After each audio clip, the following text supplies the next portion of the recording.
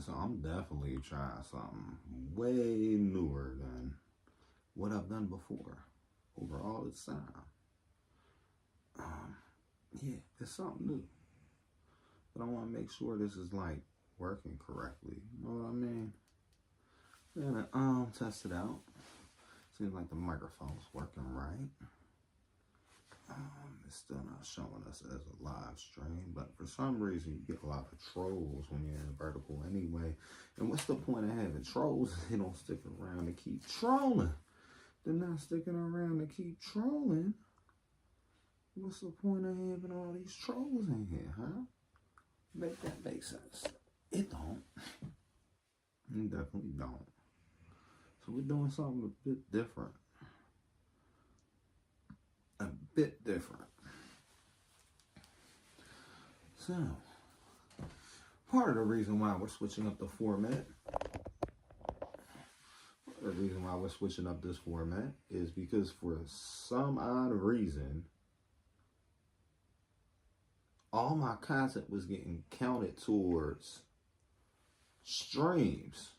Not streams. My content was getting counted as, what's the word for it? My content was getting considered for short counts. And they took away all my watch hours and switched it on to shorts. Which is weird, but I had a long talk with Grok this morning to find out what was really going on.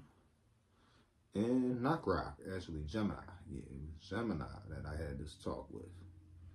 And Gemini put me on to some things. Gemini put me on to a few things, huh? For some reason, trending just switched as of 20 minutes ago.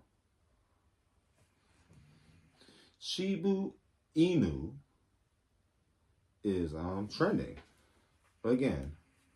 So I believe that's like a Dogecoin competitor. We're gonna get into this. From you today. Bowling brands identify next important stop for Shiba Inu. Sheeb.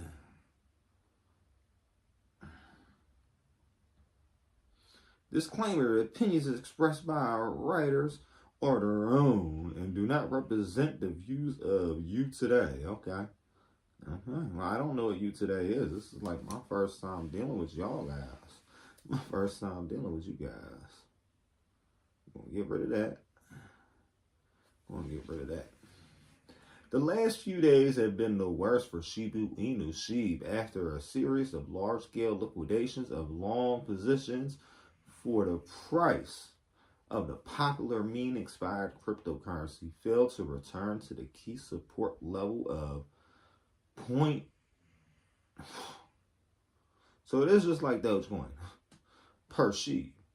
And after fixing below this mark, first by a daily and then by weekly candlestick, it continued to fall in today's trading session. Now the Shiba Inu token, say that 5 times fast. Enthusiasts and crypto market participants in general are wondering, where must the Sheeb price fall in order for this to pan to an end?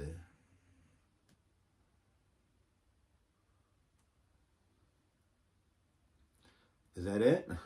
So far, we can predict the exact answer, which, given the volatility and unpredictability of the crypto market, is rather thankless and more accurately suited to the world ruin. Some tools can give at least an approximate guide. One such indicator is, for example, the Violin brands was developed by John Violin, an expert trader from the traditional market financial markets many years ago and widely used for predicting the prices of financial assets. The tool is moving average and 2 brands that are standard deviations from it on down and 1 up. Now the price of the Shiba Inu token is located under the moving average, which means that it is gravitating towards a lower band, and the daily chart is at nothing. This one's literally at nothing. It's at nothing. Which is almost 10% below the current mark. Woo, that's crazy. That's crazy. That's crazy. That's crazy. So, Shibu, Dogecoin, will Bitcoin fall down next? Let's find out. Despite the fact that the deviations within the zone are possible, we can assume that in an area the price for Shiba Inu token will find its local bottom, or in any case, the investment decision regarding the mean cryptocurrency will be made more concise. The scenario of the Shiba Inu token falling to the lower boiler brand will be canceled by the return above the moving average, i.e. growth of more than 6.6% from the current mark.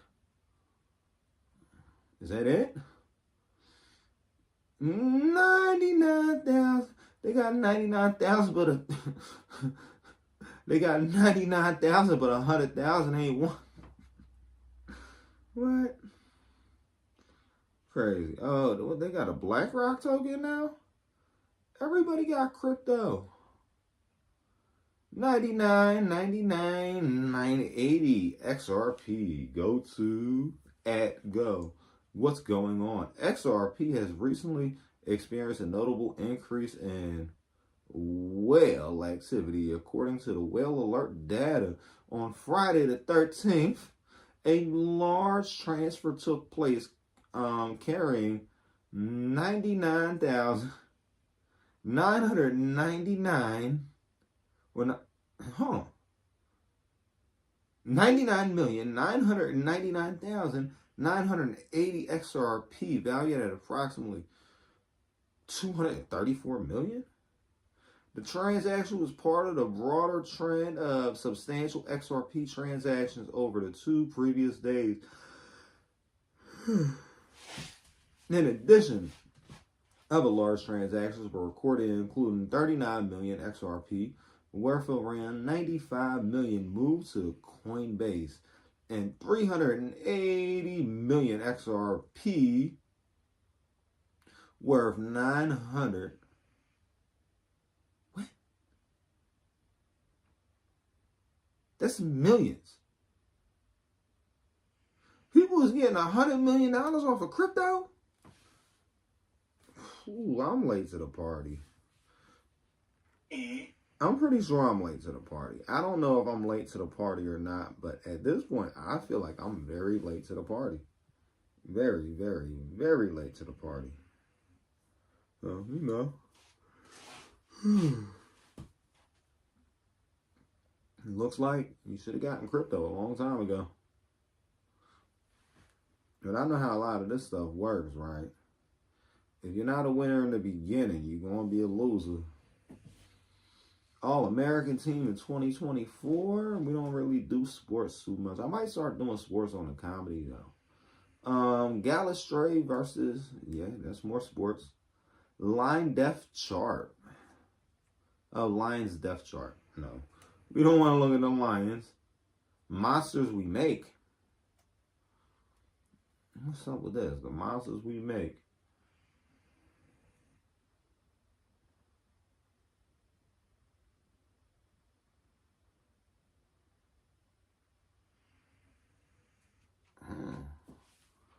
So he went to Netflix, guys. He went to Netflix.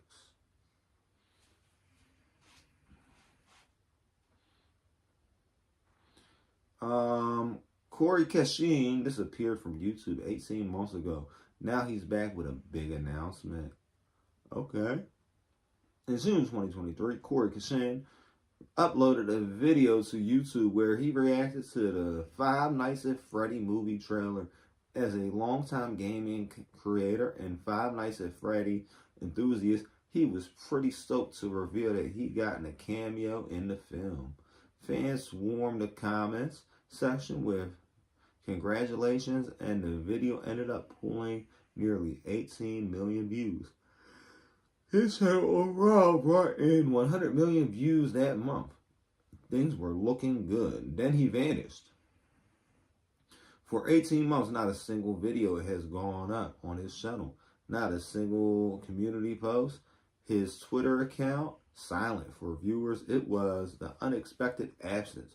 Corey Kashin, a.k.a. Corey Devontae Williams, had been on YouTube since 2009, was a prominent voice for gamers and anime enthusiasts. He gained more prominence in 2022 after he challenged YouTube's moderation team for allegedly playing favorites and gained support from Mark Pyler. He didn't announce a planned break. I'm confused. Is that it?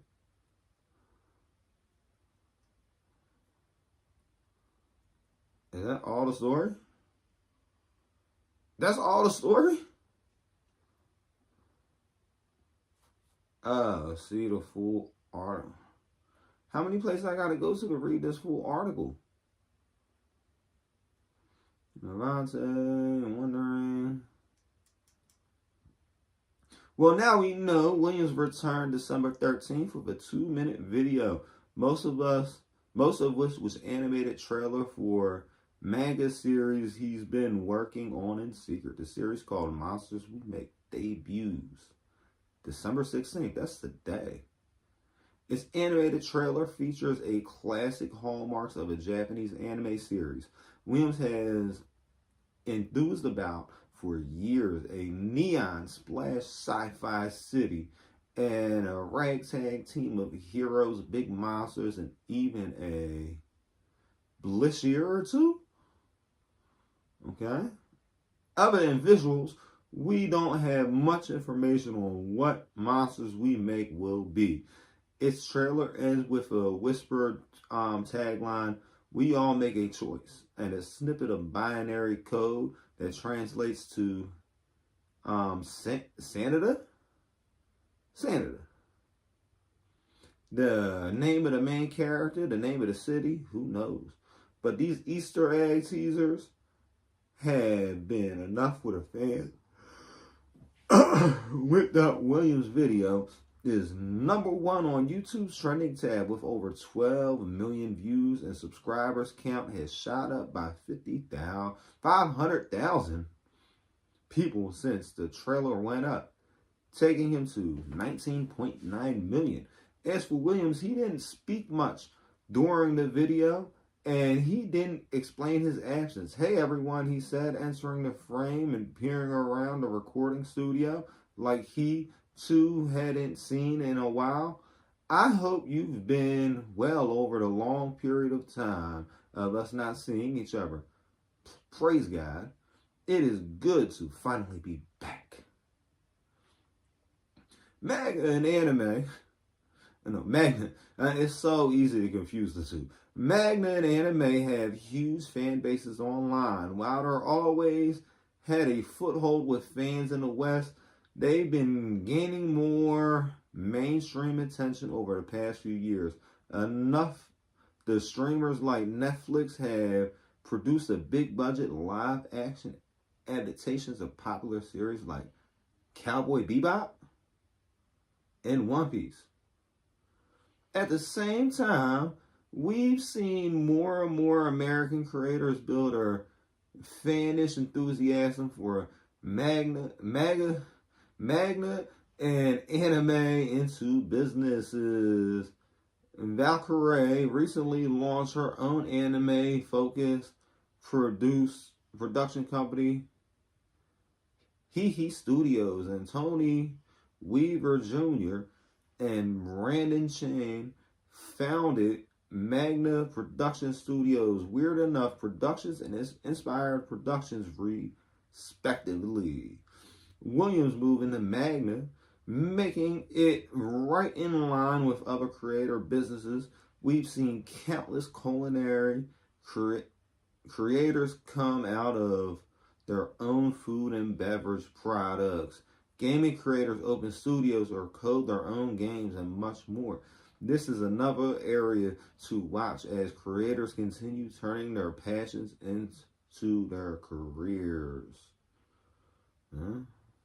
Congratulations. Seems like he got a little game coming down the pipe. So, or not a game. From my understanding of Magna, because I never actually read a Magna, however they say it. But from my understanding, that's like a comic book.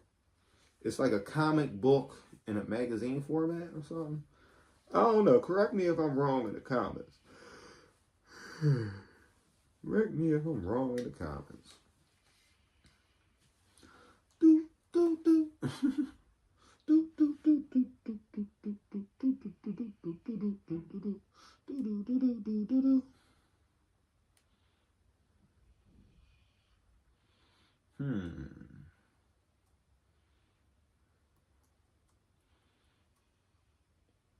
And to be honest, there's one other way to get this show kind of on the road.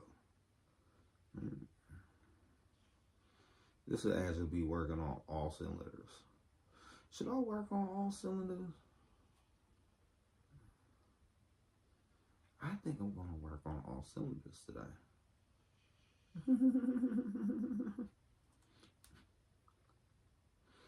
Maybe not today.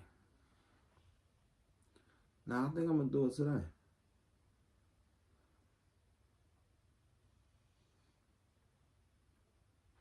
Okay, so he's out here doing his whole little thing. He doing this thing.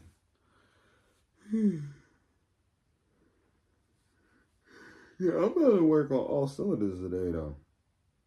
That's because I see this joint is working correctly. And that's what I'm about to start doing, right? We going to start firing on all cylinders around this joint.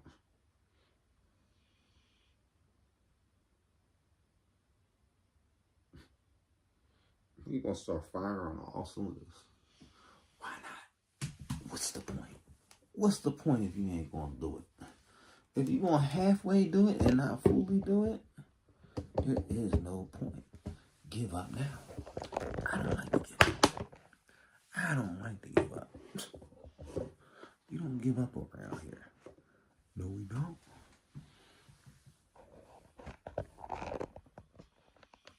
We don't like to give up around here. Whew. Now, this is a dude with his anime. It seems like Whoopi got something going on with her. Sesame Street? Yeah, this is a little crazy today.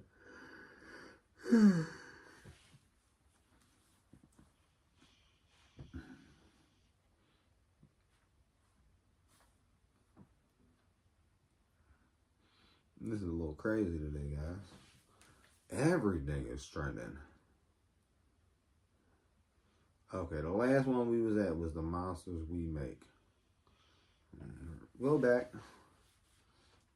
Lions Death Chart.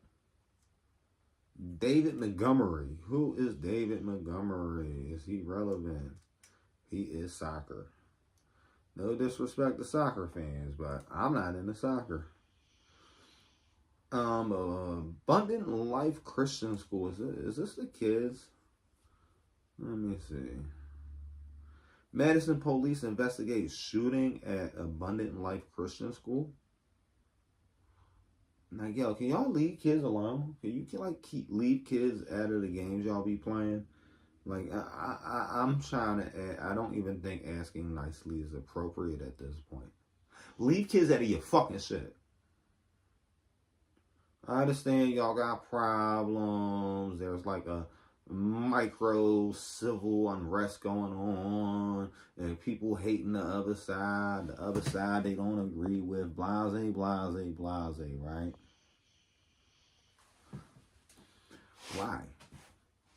Why do we gotta keep putting kids in our beef?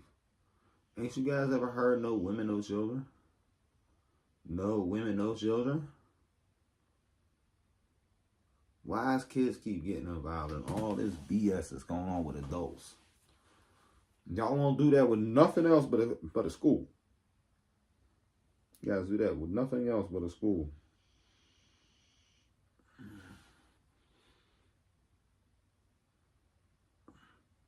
see, vert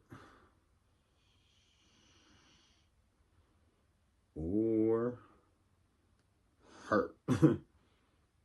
You know, I know I'm keeping everything at hurt now, but I'm thinking about doing the vert like that. I'm thinking about keeping a vert like that. You know what I mean? This is crazy right here. The Madison Police, Channel 3000. Let me get a sip of coffee.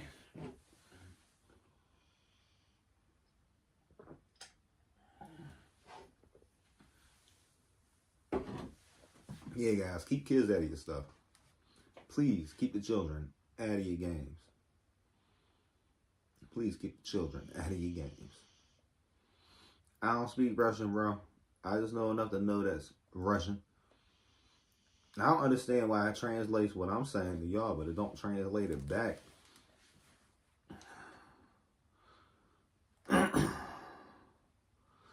Three dead, including suspect at the Abundant Life Christian School. Let me see.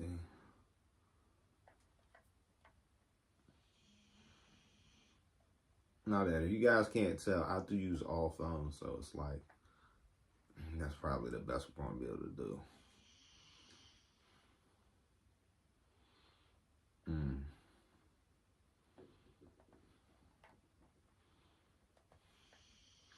In fact, we're going to find a different one. Maybe CNN is going to be more inducive to what we're trying to do over here. And you guys viewing on the vertical, we actually got the horizontal view going on too, so it's like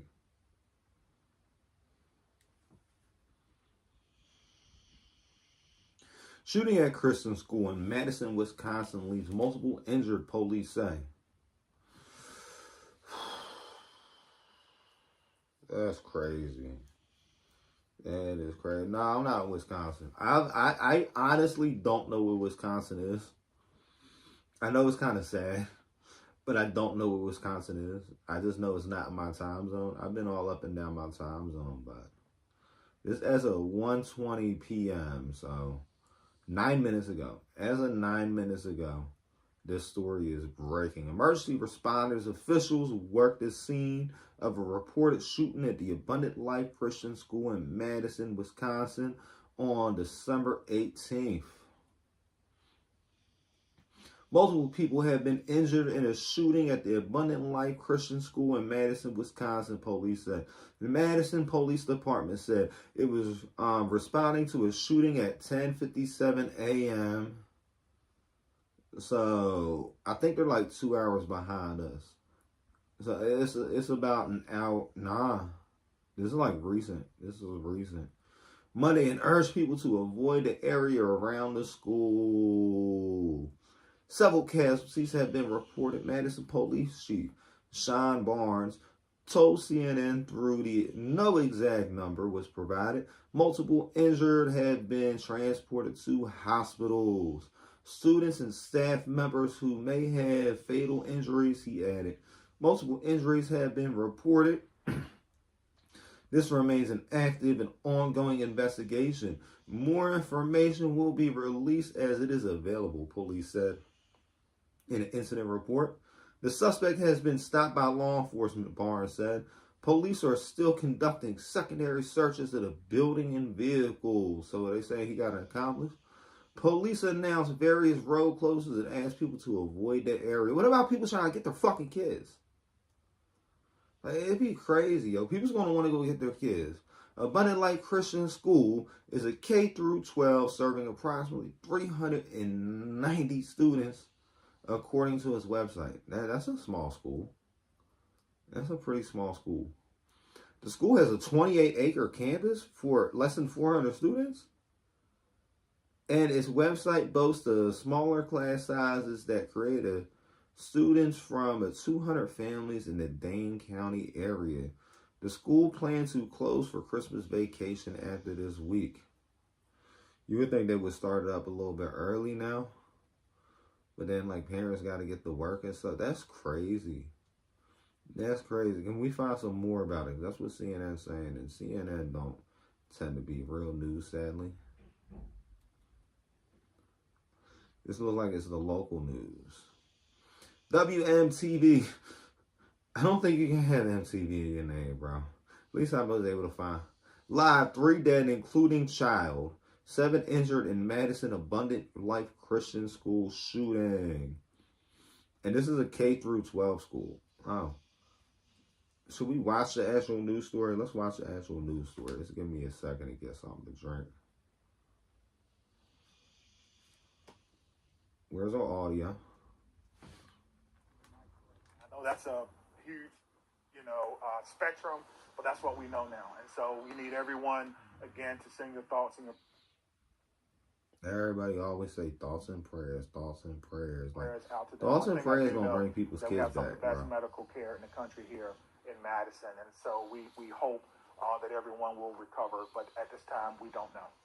So we did just get an update from our command post. 5 deceased at this time, 5 injured. Again, this is a ever evolving situation. What did they say? Just hear that. What does that mean? Oh, so this is a YouTube embed. How does that make you feel? That we have to do a better job in our community on a Monday, right? So close to Christmas that we're updating victims. And so there's a lot of work that has to be done, and we're committed to doing that work. We just ask for your patience. I think the most important part is the reunification, again, that we spoke about, making sure that those persons who were in the schools, whether they... Yeah, if you got kids in that school, it's time that you go get your kids. You got to just make something happen. If, you got to quit your job to go get your kids, quit your job, go get your kids. If you're a good worker, they're probably going to want you back, and they're probably going to try to make a way, but don't let that, if you leave, fuck that. Fuck that.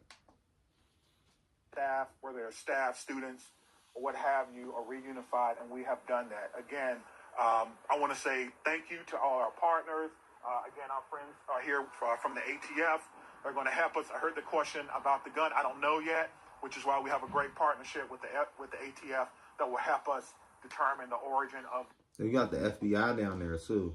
See, he was about to say the FBI, but then he changed it up because FBI don't want to be known that they're down there, which is odd. A lot of this crazy stuff keeps following the FBI. This gun and where it happened. So I'm gonna leave it. Thank you. This is sad. Okay, that was Chief Sean Barnes right there from the Madison Police Department, and you heard the update mid-press conference right there. We now know that 5 people are dead, including the shooter, so we have 4 victims here, and it appears the shooter took their own life as well, and then 5 other people injured, taken to the hospital, for a total of 10 people altogether affected like this that have been hurt. And hearing that mid-press conference, that number just increased like that, it's hard to hear on a day like today, on a Monday morning. You drop your kid off at school, and some parents aren't going to go home with their child later today, so it's tough to hear.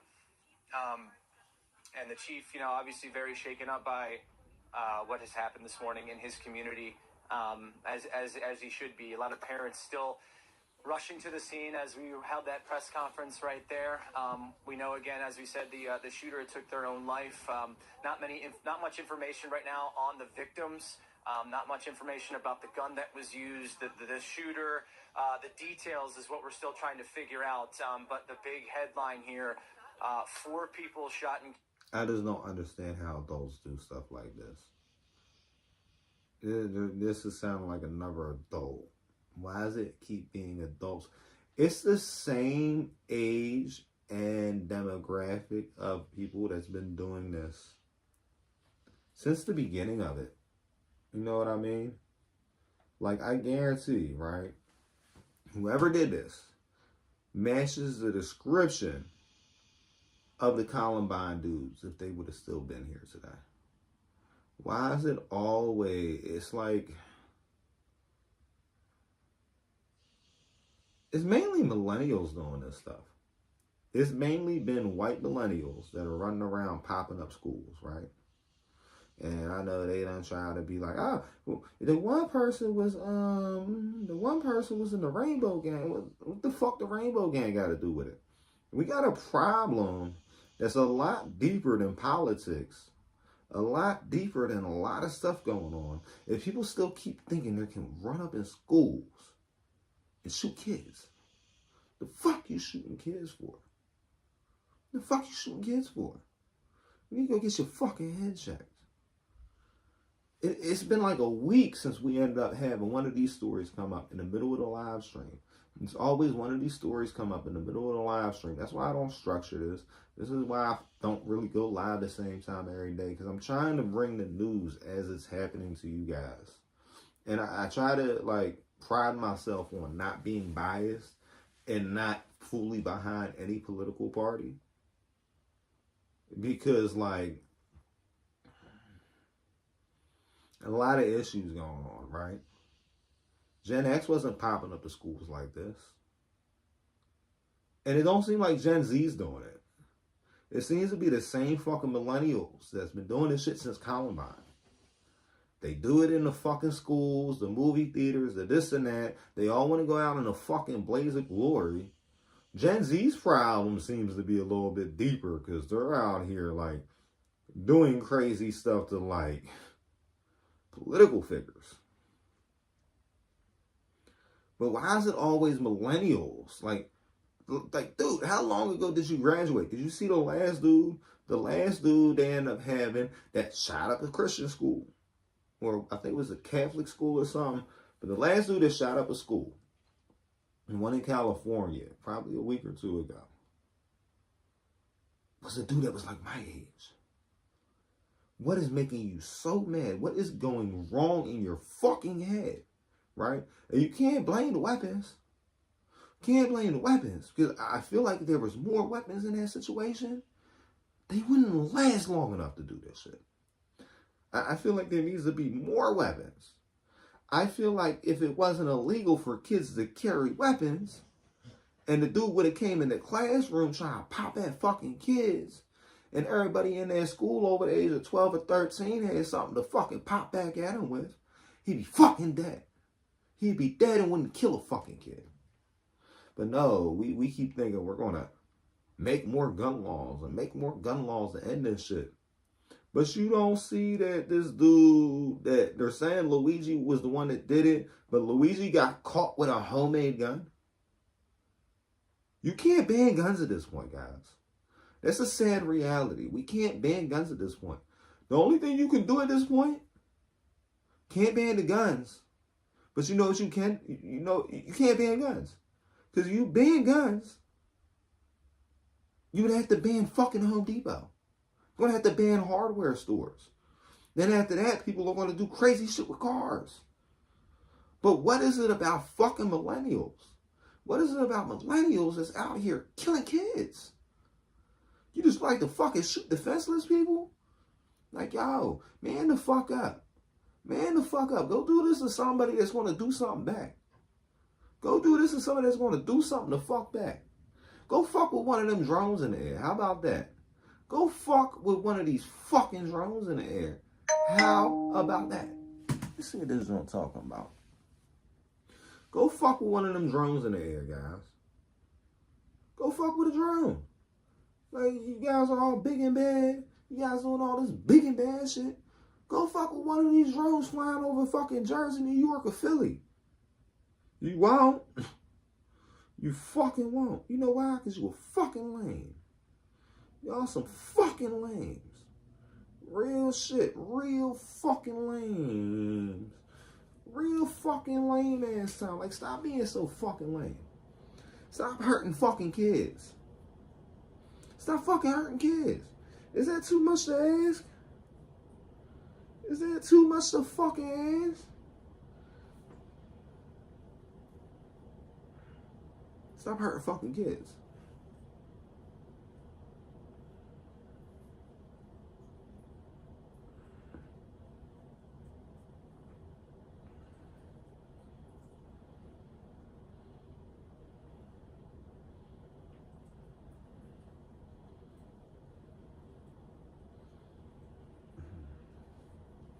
Stop hurting fucking kids.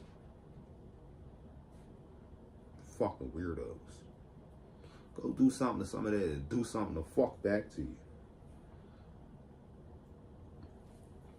Be a fucking man. Be a fucking man. Do that shit to a fucking man. Be a man and do that shit to a fucking man. Do that shit to a man. I had that shit as yes or no. I be fucking up most of this shit. Most of the time. Whew. Sad. It is sad. It is sad. It is fucking sad. Stop hurting kids. Go hurt a fucking adult. Go hurt an adult. Go take up boxing or something. You got all this shit going on. Channel 3000, I'm pretty sure this is the same fucking story we just seen. Because the first thing was Channel 3000.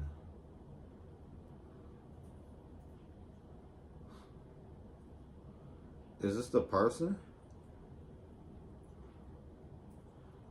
Hannel Hurl 2024, December 19th. I'm so confused. What's this about, though? September 20th, 1970, between December 12th. I don't think this is what the Channel 3000 is. Why is this coming up like this?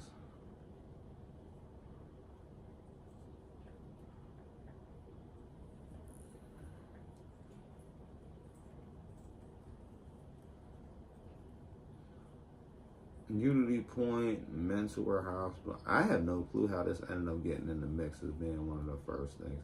We got Eric Adams trending. What's going on with Mayor Adams? Trump says he would consider pardoning NYC Mayor Adams. I forgot he had a case going on. President-elect Donald Trump said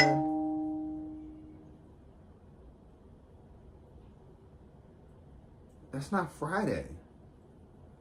That's tomorrow. Man, that is tomorrow. That's not Friday.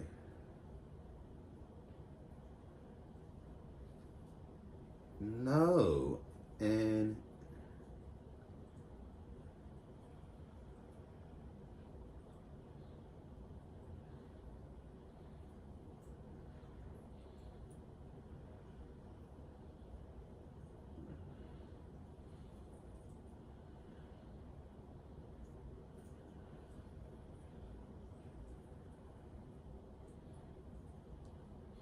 the fuck? Like, it says a day of the week on there. It says a day of the week on there. It says Wednesday. It says Tuesday the 17th. Uber billing me that shit time. Uber's billing me that shit time. Trump says he would consider pardoning NYC Mayor Eric Adams. President-elect Donald Trump said he would consider issuing a pardon to New York City Mayor Eric Adams. This is Mayor Adams. If you don't know, now you know.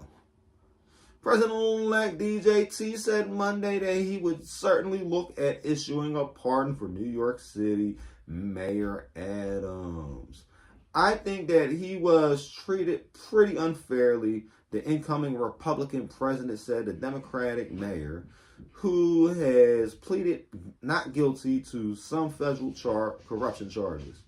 Speaking to reporters in Florida at his resort home, Mar-a-Lago, Trump cautioned that he has not seen the gravity of it all, suggesting he had not closely studied the evidence against Adams. But he went on to downplay the charges against the mayor, suggesting that Adams was being accused of things as an adonym, as accepting an upgrade on an international flight. Adams, 64, was accused in September of accepting gifts including luxury travel from wealthy foreign business people over nearly a decade. He was also charged with conspiracy related to potentially illegal campaign contributions for the 2021 mayoral bid. Trump also seemed to suggest that politics could be involved in the prosecution. Adams essentially went against what was happening with the migrants coming in and made some pretty strong statements, Trump said. I said, you know what? He'll be indicted soon, Trump recounted, adding that he made the comment lightheartedly. And a few months later, he got indicted, Trump said. So yeah, I would certainly look at a pardon. Okay. That one makes a little bit more sense than pardoning everybody from fucking January 6th. Like, if you're going to let them out of jail early because they were trespassing, even though it's not really a trespass when you break into a building with people inside it, it's burglary. But some people just filed the people in that broke the windows and they were recording. But does that mean to take their felony away because they were stupid enough to follow people in there and were recording and taking selfies? Like, what? Maybe you should keep them on probation for a little bit. Let them out of jail early and let them stay on probation for a little bit. If you want to talk about not keeping people felons for the rest of their life, I'm all for it. We should make a way that you're not a felon for the rest of your life, but I think it might be a little bit too soon to be saying these motherfuckers need to be free. Anderson has also claimed that he has been targeted over his criticism of the Biden administration immigration policies. As recently as Sunday, Adams said he is not communicating with the president about a pardon. Hold on. Biden's trying to get a pardon from who? I'm so confused. Is Biden trying to get a pardon now? Everybody's trying to get a fucking pardon. Even me. Give me a fucking pardon. The remarks at Monday morning press conference after the Trump and SoftBank CEO, somebody's son, announced a commitment to invest $100 billion in the U.S. over the next 4 years. Okay, so that's what's going on with Mayor Adams, and we got a lot more stuff going on. And I don't know if you heard the phone low ringing, so, oh yeah, there ain't even nobody in on the vertical forum, but that vertical stuff don't make no sense anyway. I might end it anyway. If you want to, I'll need to know by tonight so I can cancel. I thought she was taking her to her class. Where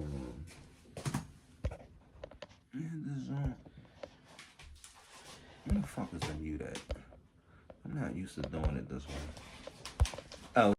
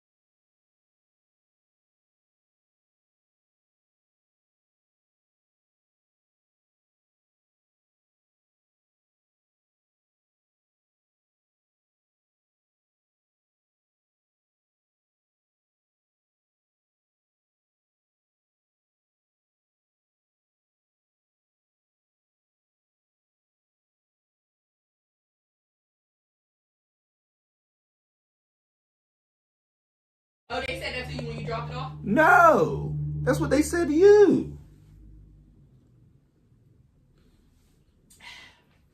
That's what they said to you. This is too much. We should have just did topics. Exactly. Okay, guys, I'm back. And this battery is fucking going down real quick because I broke my charger. I don't even know how the fuck I broke my charger, but I definitely broke my charger in some way, shape, or form. It fucking bent or melted or something. The fuck is Sesame Street trending for? You got fucking Sesame Street trending in the fucking topics? Sesame Street hits the market, HBO, and Max opt out not to renew the deal for new episodes. I thought Sesame Street was on fucking PBS. Sesame Street's an HBO show now? No wonder why I heard Sesame Street was going fucking crazy. Have you guys ever seen anything on fucking HBO? Like what? And I'm pretty sure if fucking Sesame Street is on fucking HBO, it's appropriate for me to cuss around about it. This ain't the same Sesame Street as when we were kids. It's not the same fucking Sesame Street. Sesame Street always has some weird undertones or whatever. So, like, you realize Bert and Ernie took baths together and slept in the same bed, right?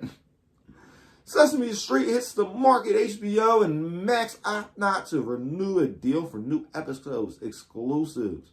But I thought Sesame Street was funded by viewers like you and taxpayer money. The Warner Brothers Discovery streaming service Max will continue to license library episodes of the long-running child show, but is shifting its programming strategy to focus on adult and family fare. Said adult and family fare? But Sesame Street is family fare. Listen, Sesame Street. Listen, Big Bird. Take your ass over to YouTube. They're going to treat you right over there. They're going to treat you right on YouTube, Big Bird. Look at this. Look at this, guys. A prime piece of TV real estate is hitting the open market. New episodes of Sesame Street, the long-running children's series, is looking for a new home for its original episodes after Warner Brothers Discovery opted not to renew the Sesame output deal with HBO and Max. So how many people is fucking working with Sesame Street? This is crazy. That being said, Max is staying in business with the show's producer, Sesame Workshop, with the streaming service continuing to license episodes from Sesame Library through 2027. In addition, the current season of Sesame Street, season 55. Season 55 will still be available on Max beginning next month. Yo. Sesame Street's been around for 55 years? For 55 years, Sesame Street been putting dudes in a bathtub in front of your kids? For 55 years, Sesame Street been putting grown men as puppets in a bathtub in front of your kids. The decision not to continue the deal for the new episodes stems from a change in strategy, with Max pivoting to focus on more adult and family. That's a contradiction. The fuck is more family friendly than fucking Sesame Street?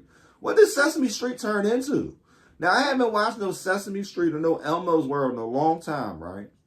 But I thought Sesame Street was family programming and placing less emphasis on kids' fare like Sesame. Oh, so they want to do away with the kids stuff. Go to YouTube Kids. It has been a wonderful creative experience working with everyone at Sesame Street on the iconic children's series, and we are thrilled to be able to keep some of the library series on Max. And the U.S. spokesperson for Max tells Hollywood Reporter, as we launch Max through the base consumer usage and feedback, we had to prioritize our focus on stories for adults and families. And so new episodes of Sesame Street at this time are not as our core strategy. We are excited to extend a 10-year partnership with Warner Brothers Discovery, keeping Sesame Street's iconic library available on Max. So basically, they're going to still have Sesame Street on there, right? But they're not paying for it, is what I'm gathering. That is fucking crazy. That is fucking... What's going to happen to Sesame Place? That's like every fucking kid in fucking Bucks County in North Philly's first job. Hopping on that fucking 14 bus to the Oxford Valley Mall, walking to fucking Sesame Place. You know how many kids are about to lose their fucking jobs? This is crazy. Sesame Street reaches as many children as possible for generations to come. Sesame Street has been on HBO since 2016. Episode also aired on PBS a few months after they run on HBO. Allowing for maximum reach and accessibility, as alluded by the Sesame spokesperson. The company's last striking a 5-year deal in 2019 that moved the show to HBO Max and Max. The show could draw substantial attention from a number of major players, not only the marquee name, but also because of its library and episodes, which span more than 5 decades. Max has pulled hundreds of older episodes 2 years ago as part of its cost-saving measures at the company. It is not clear whether the library deal with Max would prohibit potentially partners for new episodes from acquiring library episodes. Telling you guys, go to YouTube. YouTube kids will do you well. I gotta get this dog out in a few seconds, so I'm trying to hold on to her. We're gonna get this up on here like this. And let me go like this. Put this little screensaver on. We got some stuff for you guys. We got some stuff for you guys. So you guys ain't even got to go nowhere.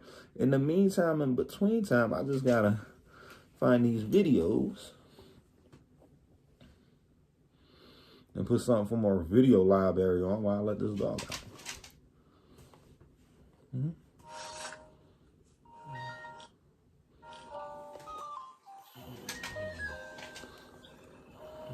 You're back again for the news with the fucking orange dude.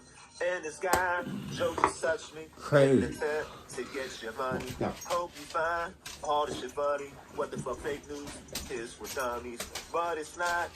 It's not. I'll lock you up and smoke your pot. So sit right down and enjoy the show.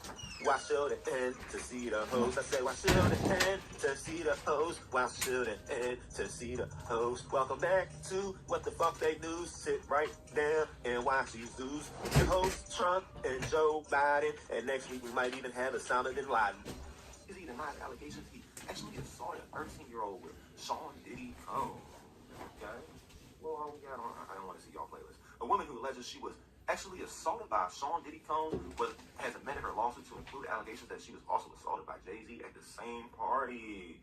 Yeah, so there's a whole bunch of rumors going around that Diddy and Jay-Z were giving people effing enemies and trying to hold them hostage and kidnapping them and stuff. You know, I was called crazy for believing stuff like that. The lawsuit was initially filed against Combs in October, but on Sunday, the woman added Sean Carter, the rapper and businessman known as Jay-Z, as a defendant in the civil lawsuit. Finally in fear, now she in witness protection. Come forward to say a little bit more. Carter is the first celebrity to be accused of sexual assault in connection to Combs. So he was at all the party. What would you expect? In a statement addressed to CNN, Carter called the allegations so offensive in nature that I implore you to file a criminal complaint, not a civil one. Well, the thing is, you can't file a criminal complaint after stuff is past statutes of limitations. But you know that, and that's why you're coming forward saying stuff like this. Whomever would commit such a crime against a minor should be locked away. Would you not agree? Well, if you were at a party and there was a whole bunch of women passed out and y'all were all taking turns on them, I don't think you was checking ID or seeing how old she was, Mr. Combs. Combs was indicted in September on charges of trafficking, racketeering, and conspiring and prostration-related charges. He pleaded not guilty to all charges and has denied all wrongdoing in roughly 30 civil lawsuits that have been filed against him. The woman, who was identified as Jane Doe, said she was 13 years old at the time. She was allegedly assaulted by Combs and Carter at the party following a VMA award in 2000. So she was 13 in 2000. It's been 24 years. She's almost 30 now. That's way past the statute of limitations. So it's not like she can file criminal charges. The woman alleges she began to feel woozy after consuming a drink at the party and wandered into a nearby bedroom. The woman alleges Carter raped her first, followed by Combs. The woman says she hit Combs and ran out the party according to the amended lawsuit. Carter was identified to be the initial lawsuit as Celebrity A. News of the lawsuit was first reported by NBC. According to the lawsuit, those attorneys reached out to Carter to request a mediation to resolve this matter. Upon present information and belief, Jay-Z responded to said letter by not only following an utterly frivolous lawsuit, but by also orchestrating a conspiracy of harassment, bullying, and intimidation against the plaintiff's lawyers. So he's countersuing and putting her through the whole ringer. Probably going to get locked up in a mental facility and told she's crazy. Employers and former associates in an attempt to silence plaintiff from naming Jay-Z herein. The effort was meant to scare plaintiff and to discredit her counsel. That effort failed. Indeed, plaintiff chose to file an amendment as a result of the outrageous conduct perpetrated by Carter. So basically, before Jay-Z was even named in the lawsuit, Jay-Z had his lawyers and had people coming to her door telling her, you got to change your story. You can't file this lawsuit. According to the lawsuit, in his response sent to CNN on Sunday, which was addressed to those attorneys, Tony Busby, Carter called the mediation request a blackmail attempt. Carter also said, this lawyer, who I have done a bit of research on, seems to have a pattern of these type of theatrics. In a statement from Houston-based Busby, he wrote, the pleading speaks for itself. This is a very serious matter, and it will be litigated in court. But the thing is, it can only be litigated civilly because it happened almost 25 years ago. Almost 25 years ago this happened. So you saying that she needs to file in a criminal court? Why didn't she file in a criminal court? One of the most powerful men in the world, sir. You're a billionaire. You got hitters on that. People ain't really trying to say nothing about you until they're out the country. Carter added in a statement that his only heartbreak is for his family. My wife and I will have to sit our children down, one of whom is at an age where her friends will surely see the press and ask questions about the nature of these claims. And I explained the cruelty and greed of people. I mourn yet another loss of innocence. Children should not have to endure such at their young age. Well, they're saying you took a little girl's innocence, sir. CNN reported in November that an anonymous male celebrity filed a lawsuit against the Texas attorney representative, though alleging he was the victim of an extortion scheme. So before he was even named in the lawsuit, he was suing. Oh, let me see. Attorneys of the unnamed celebrity claim further that Busby had threatened to unleash entirely fabricated and salacious allegations of the actual assault. I can actually do that one. Busby did not have a claim against it in an Instagram post in which he wrote that his firm won't allow the power of their high-dollar lawyers to intimidate and silence assault survivors in a statement to CNN. If you are trying to hide your identity and you claim you did nothing wrong, does it seem very smart to take that approach? Busby told CNN in an email at the time. We will address it in due course. So he filed an anonymous lawsuit against somebody that didn't even sue him yet. He didn't even sue him yet, right? He wasn't even on the lawsuit yet. And as soon as the lawsuit went against Diddy, he started countersuing and trying to file litigations and getting the woman suing Diddy at the time, just Diddy locked up. So he's the one that broke the time first, because she wasn't even on her hand. And then that's how this all came in. I have confidence that with full public disclosure, all of this will sort itself out, Busby wrote. On Sunday, Busby responded to social media to Carter's statement saying that the alleged victim never demanded a penny from him. Exactly. She wasn't suing him. She was suing Diddy, and then Jay-Z started suing her. So, hey, I'm not going to sue a random person. That's all I'm going to say. I'm not going to sue a random person for suing one of my friends if I know one of my friends is doing a whole bunch of Diddy type stuff. Okay, so I got some stuff I got to handle on this phone. I'm going to address some comments. I see there's some comments coming in or whatever. Please don't argue amongst each other in the comments. Please, yeah, he definitely ratted on himself. Jay-Z definitely ratted on himself. Listen, right? I know certain people personally that have been put into mental facilities for saying that Jay-Z laced them with amphetamines and tried to hold them hostage. And everybody said it was crazy. So, she's probably about to get locked up in a mental facility and told everything she said is made up and untrue. And I know, because I know somebody personally that something like that happens. Allegedly. Because that person never actually met Jay-Z face to face. It was just staff members. And they were telling them that they had to do a whole bunch of weird stuff or whatever. And that person ran away from him. Google is not a monopoly. A lot of people are throwing around calling Google a monopoly. You know why Google's not a monopoly? I'm gonna show you guys, right? I can show y'all better than I can tell y'all. I can show you better than I can tell you. Oh yeah. Robin Hood. I'm about to show you why Google's not a monopoly. Let's see.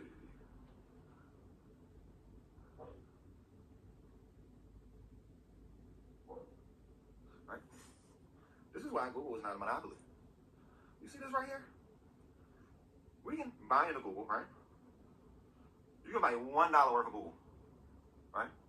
$1 worth of Google. That makes you an owner of Google. You can't buy into a monopoly. So, see this right here? Google.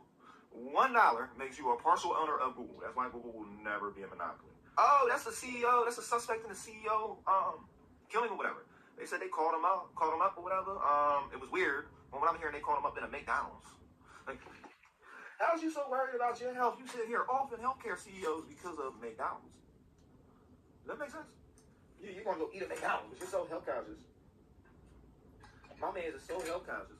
He's ready to go in and take the life of a healthcare CEO. This story is not making sense.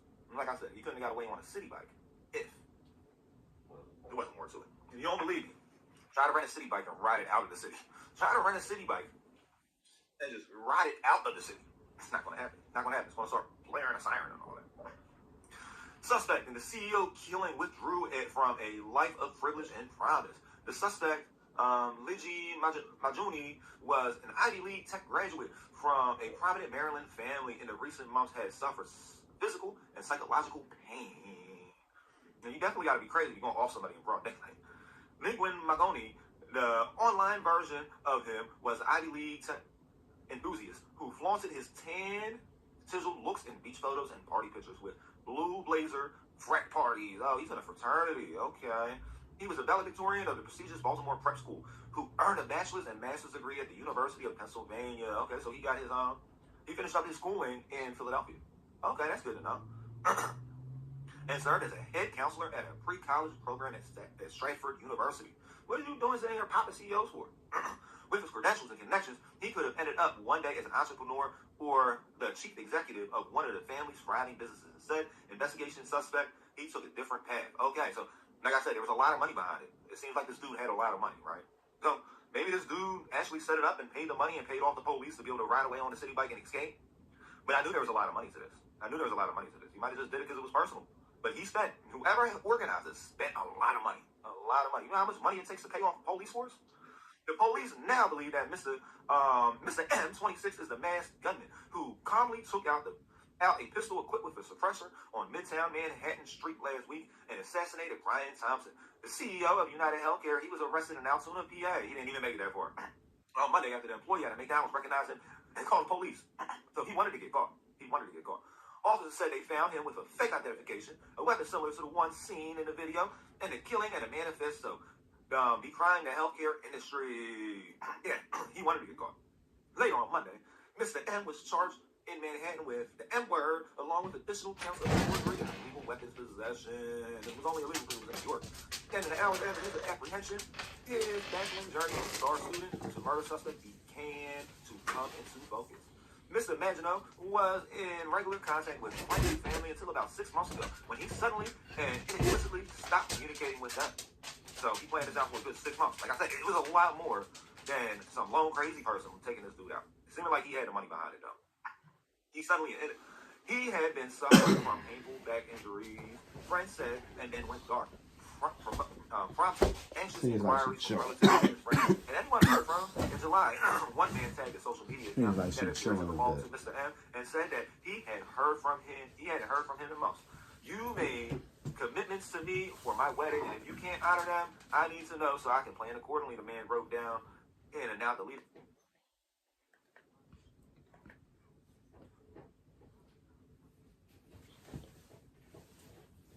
Oh, I had this turned up. I can hear it. I can hear it. So, was that? Oh, yeah. It's about the Sesame Street. What was going on with Sesame? Can you show me how to get to Sesame Street? No more new episodes of Sesame Street on Max. That's a little crazy, guys. Oh, yeah, I gotta actually touch this one.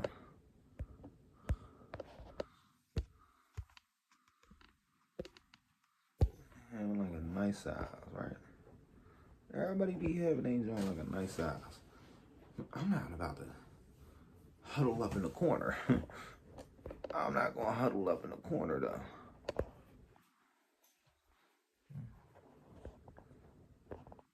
You show me how to get to Sesame Street.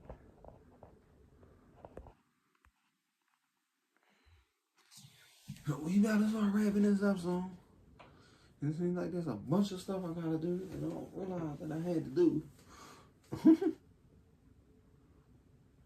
I'm gonna be getting off this joint real soon though. Real soon. Y'all might get a little commercial break like what just happened when it's time for me to office a lot in a little bit.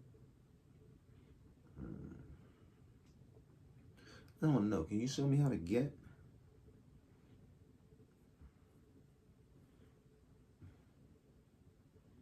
Mm-hmm.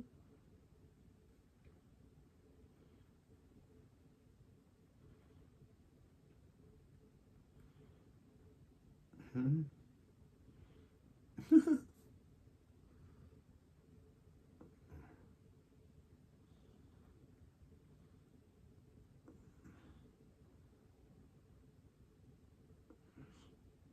Can you show me how to get to open Sesame Street?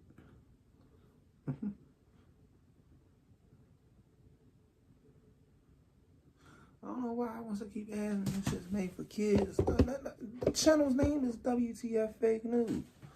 Why would it be for kids? What would lead you to believe any of this is for kids, guys?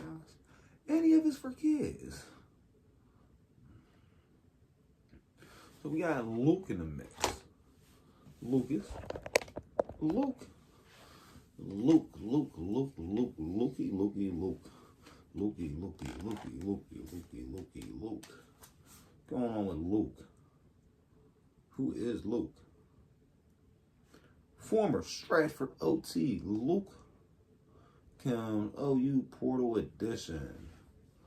Okay, so that seems like it's football. Chris Connor.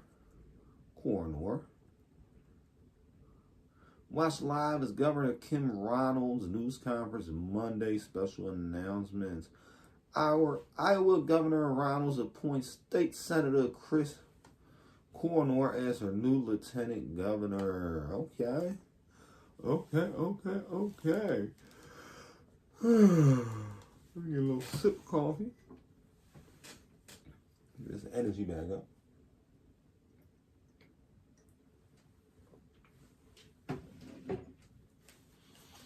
Man, they're still talking about that stuff going on with them kids.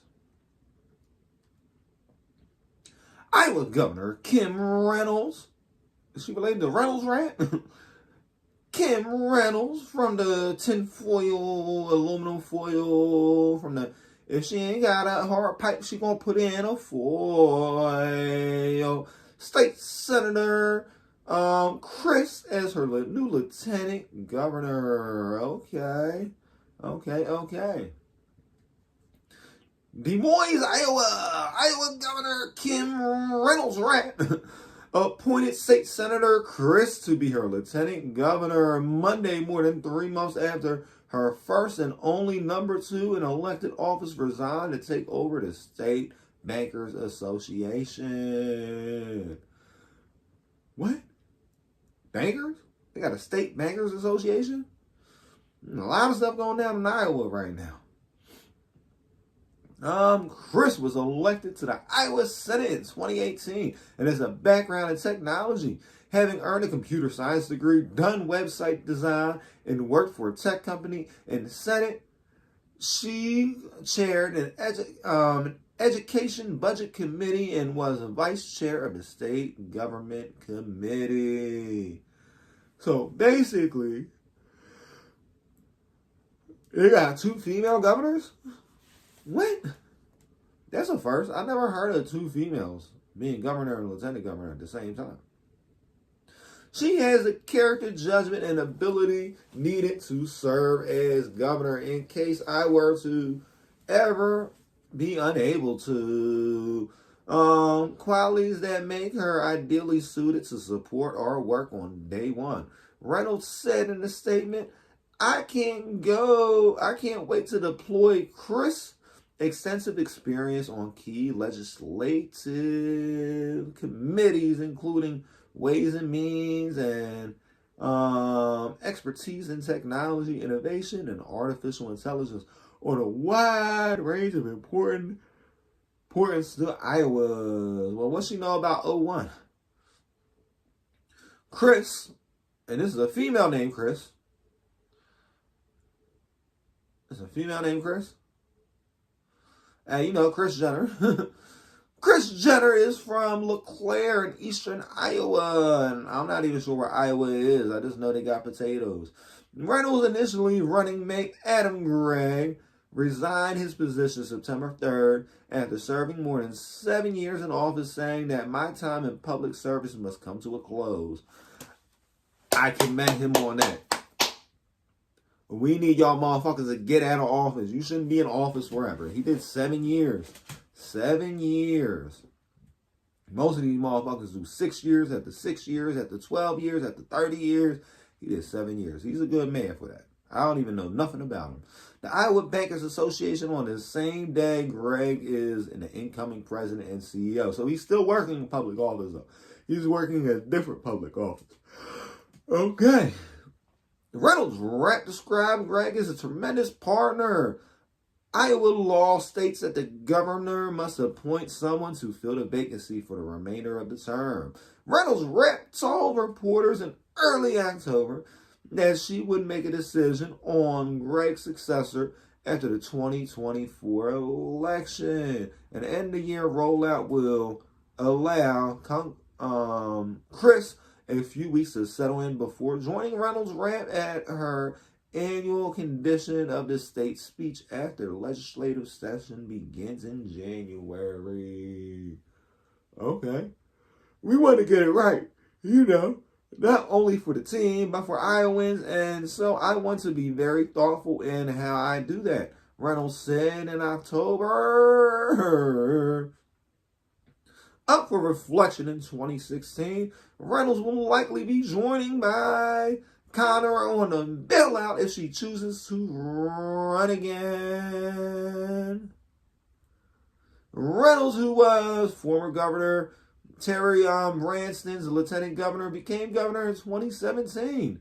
Damn!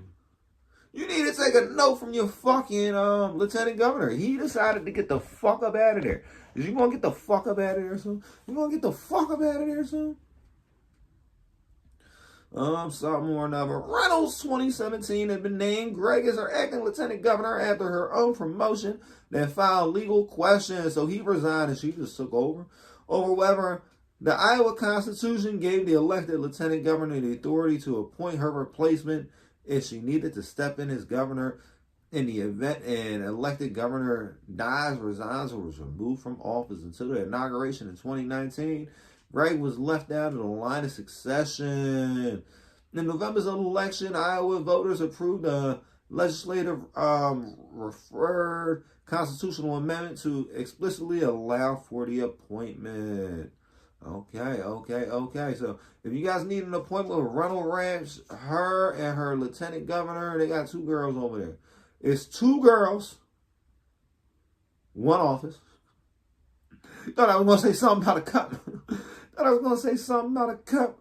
Hey, if you guys are watching on the vertical feed, I'm making everything horizontal now. But you guys are used to seeing me in a vertical format. So vertical format is about to only be certain days of the week. Y'all get like the news with the green screen and like nothing else. See like the back of the phone. See my face a little bit. I'm gonna be hiding behind these glasses too. Because something else I realized. I realized a lot of things that was killing my retention rate. You guys always think I'm not looking at you guys. Because I'm always looking at the phone. So I hooked up my mouse and the keyboard to the phone. I'm gonna grab this dog right quick. Hold on, La.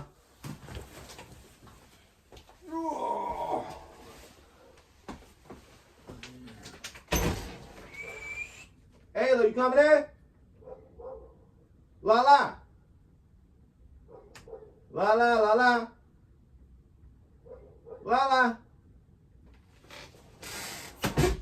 I gotta be on point when she comes back. She'll come back.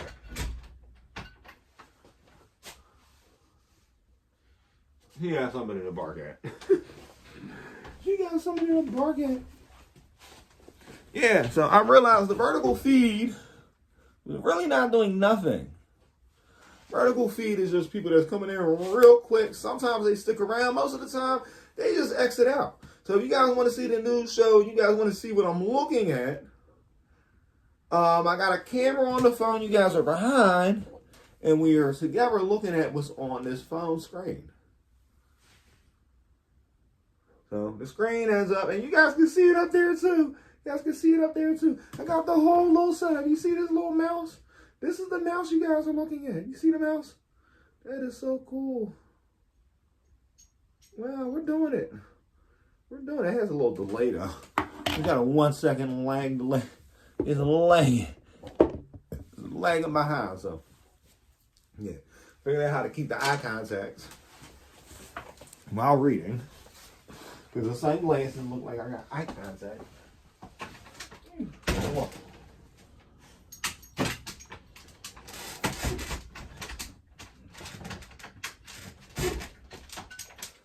There's something else I can actually kind of do, you know?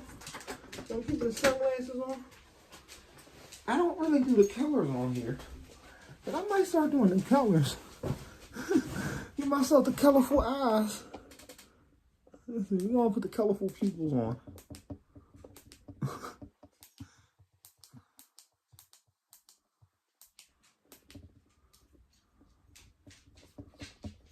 Ooh. Sorry about that, guys.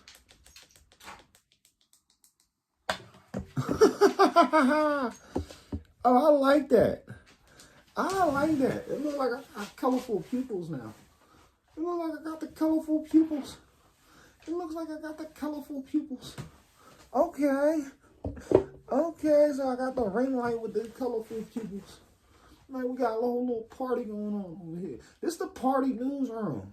This is the party newsroom. Do not mix this up with WTFN. Because I just found out there's somebody that's basically using our fucking name and fucking up my news or whatever. And I guess it's, I don't know what WTFN is. I know I didn't seen it. I think it's like what the fuck news versus we're what the fuck fake news. We're like, we expose the fake news that's going on and we try to like differentiate in between the fake news and the real news. Do not confuse us with what the fuck news, because I found out what the fuck news. What the fuck news is some weird shit. I was talking to Gemini today and I found out some stuff from Gemini. And I found out why we were losing all our watch hours. All our watch hours were being converted into short views. So, for each person that was coming in watching me on a vertical live stream or watching any of the vertical content, it got all changed into a view. It got all changed into a view. What's up, bro? What's up, Nicholas? Nicholas says hi. Hi, Nick. So yeah, there's a whole bunch of stuff going on over there.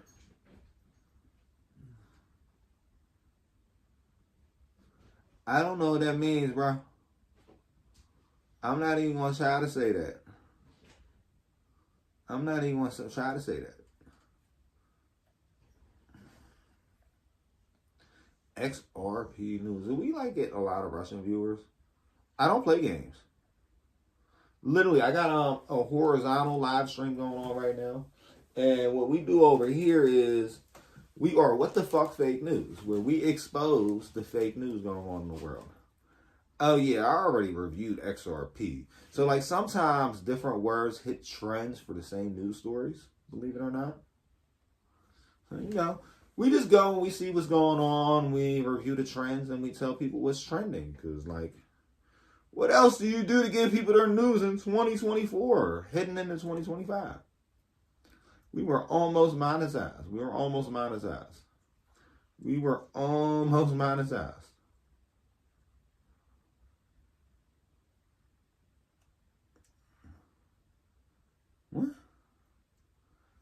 MTG bans.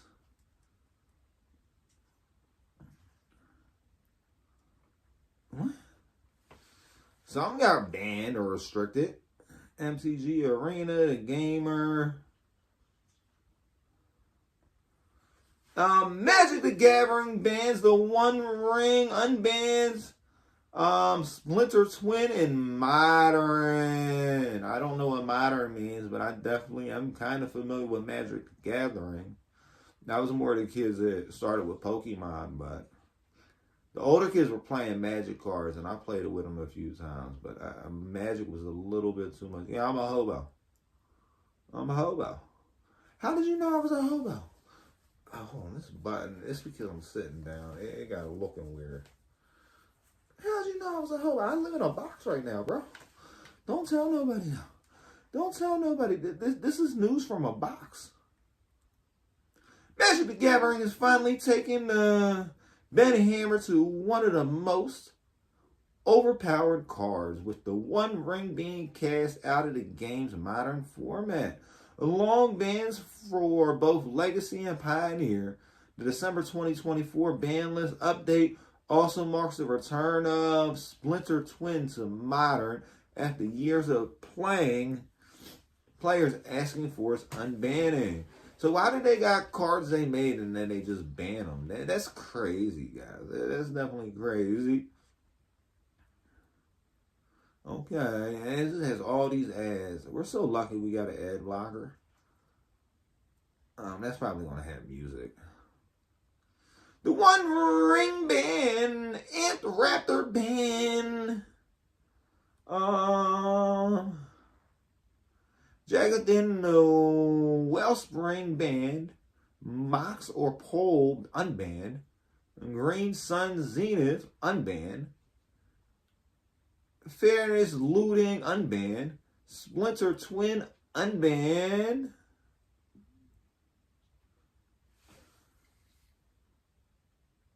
I don't know what that means, but hi to you, sir. Hi to you. Yeah, that's all the way over there, so, you know. I just got stuff set up on the stand. You know, there's 3 phones hooked up to the stand right now. 3 phones. I got 4, actually, it's 4 phones. Yeah, hold on, I'm going to show y'all. I can show y'all better than I can tell you. See my little setup? That's my little setup, guys. That's the little setup. That's the inside sneak peek for what's going on over here. Legacy. Psychic Frog is banned. What? Venting Bubble banned. How are you guys going to ban stuff from the Legacy? I guess it's tournaments or whatever.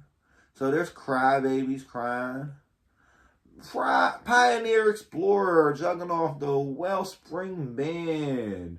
So like, did they ban Charizard? That's gotta suck. People like me, we spent like $100 to get this little card called a Charizard. Did they ban that shit too? By far the biggest changes in the announcements are the banning of the One Ring and unbanning of the Splinter Twin. In Modern, the One Ring has been causing problems in multiple formats since it debuted in the Tales of Middle-earth last year. And for months has been seen in upwards 60% of the meta decks for the format. What does this One Ring say? The One Ring exists. It's stupid. It's stupid. Talking about the ban, Wizards explained that the decision to ban it came because of the dominance of red and white. Red and white energy. That's a problem. Red and white energy decks. Since Modern Horizons 3 earlier this year, which uses a card heavily burning out the One Ring, is something of a double whammy, solving long-running problem in the format, while other also Nephring its most played deck. The strength of energy decks is why Ant Raptor, an uncommon from Modern Horizon 3, has been banned. Splinter Twin, on the other hand, has been banned in Modern since 2016. The introduction of free and cheap answers to it, like force of negotiation and flare denial, mean it potentially isn't as strong in its format as it once was. With it being such a popular archetype back in the day, its unbanning makes sense with Wizards' goals of regaining Modern back to its heyday of when Splinter was playable. When?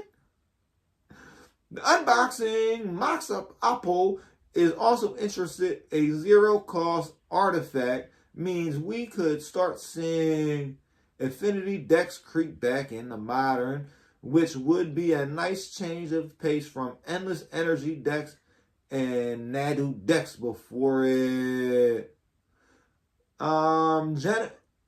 Juggernaut is gone from multiple formats. Like, yo, that's crazy. People is paying for these fucking cards, and then they get told, oh, it don't count. You can't use it. Like, what? Why did you make the card then? Why did you make the card then if nobody's allowed to use it? Across Modern and Pioneer Juggernaut, the Wellspring has become an immensely popular card. It is the latest in a long line of Ikora layer of Bemis companions to be banned, following Lutri, Urian, Loris. Thanks to the incredible easy companion requirement of every card in your deck only having at most one of any individual mana pipe. It also included that gives you access to Wooburg mana, making it an auto include in just about any deck. It's a generally good card that's boring to play against, putting in the right in the firing lines for a ban. Legacy doesn't often ban cards with the intention being it's a high power format with slightly more curation than Vintage. So, for 2 cards from Modern Horizons to be banned showed just how powerful, or if you want to be less charitable, War Ping that set was. So, basically, people have spent money on these fucking cards, and you can't even use the cards no more. What's up, old timer?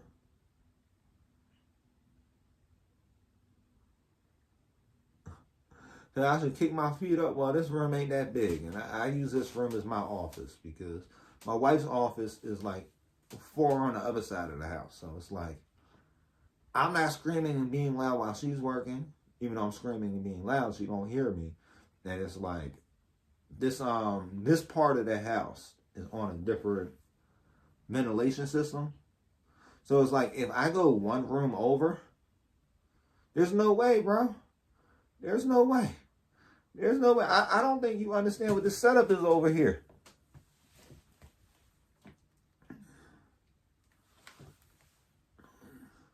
See the setup? Where am I going to put it at?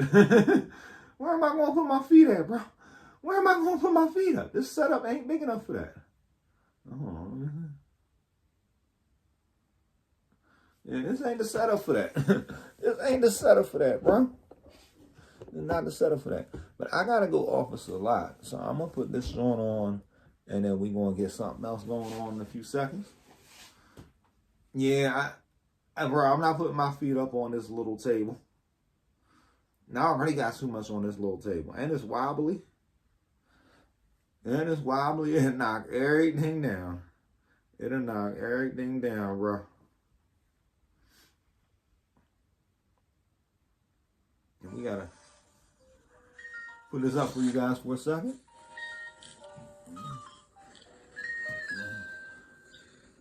Staff, the restaurant cannot accommodate to your group, and that the restaurant should be removed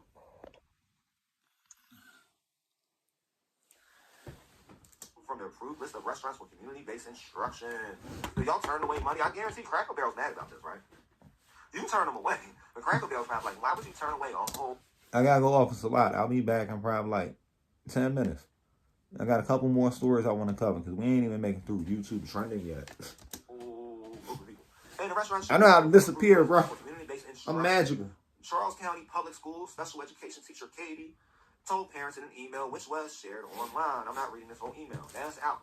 Stacey Campbell told USA Today that her autistic, non-speaking 9-year-old son, who goes by JoJo, attended the outing on Tuesday. I saw Ray Campbell said when she read Snyder's email, JoJo attends Charles County Public Schools, and she, a regional program in Charles County that serves students in kindergarten through age 21. That's like a best age of having a whole bunch of kids together or whatever. Like, so you have people that are old enough to drink in class in kindergarten. That just seems like so many red flags. So many red flags. And with the handicap portion of it or whatever, it's just bound to end up like, these kids have behavioral and mental issues. So they're probably prone to more outbreaks. That don't seem like a safe situation to me. So you kind of just expose yourself to that one, man.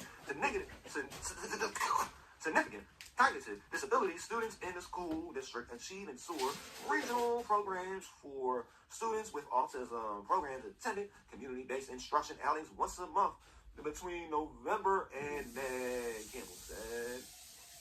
In her statement, Navarro said Charles County Public School staff notified the Woodard that Cracker Barrel of the group size and purpose of its visit, but they were told reservations were unnecessary.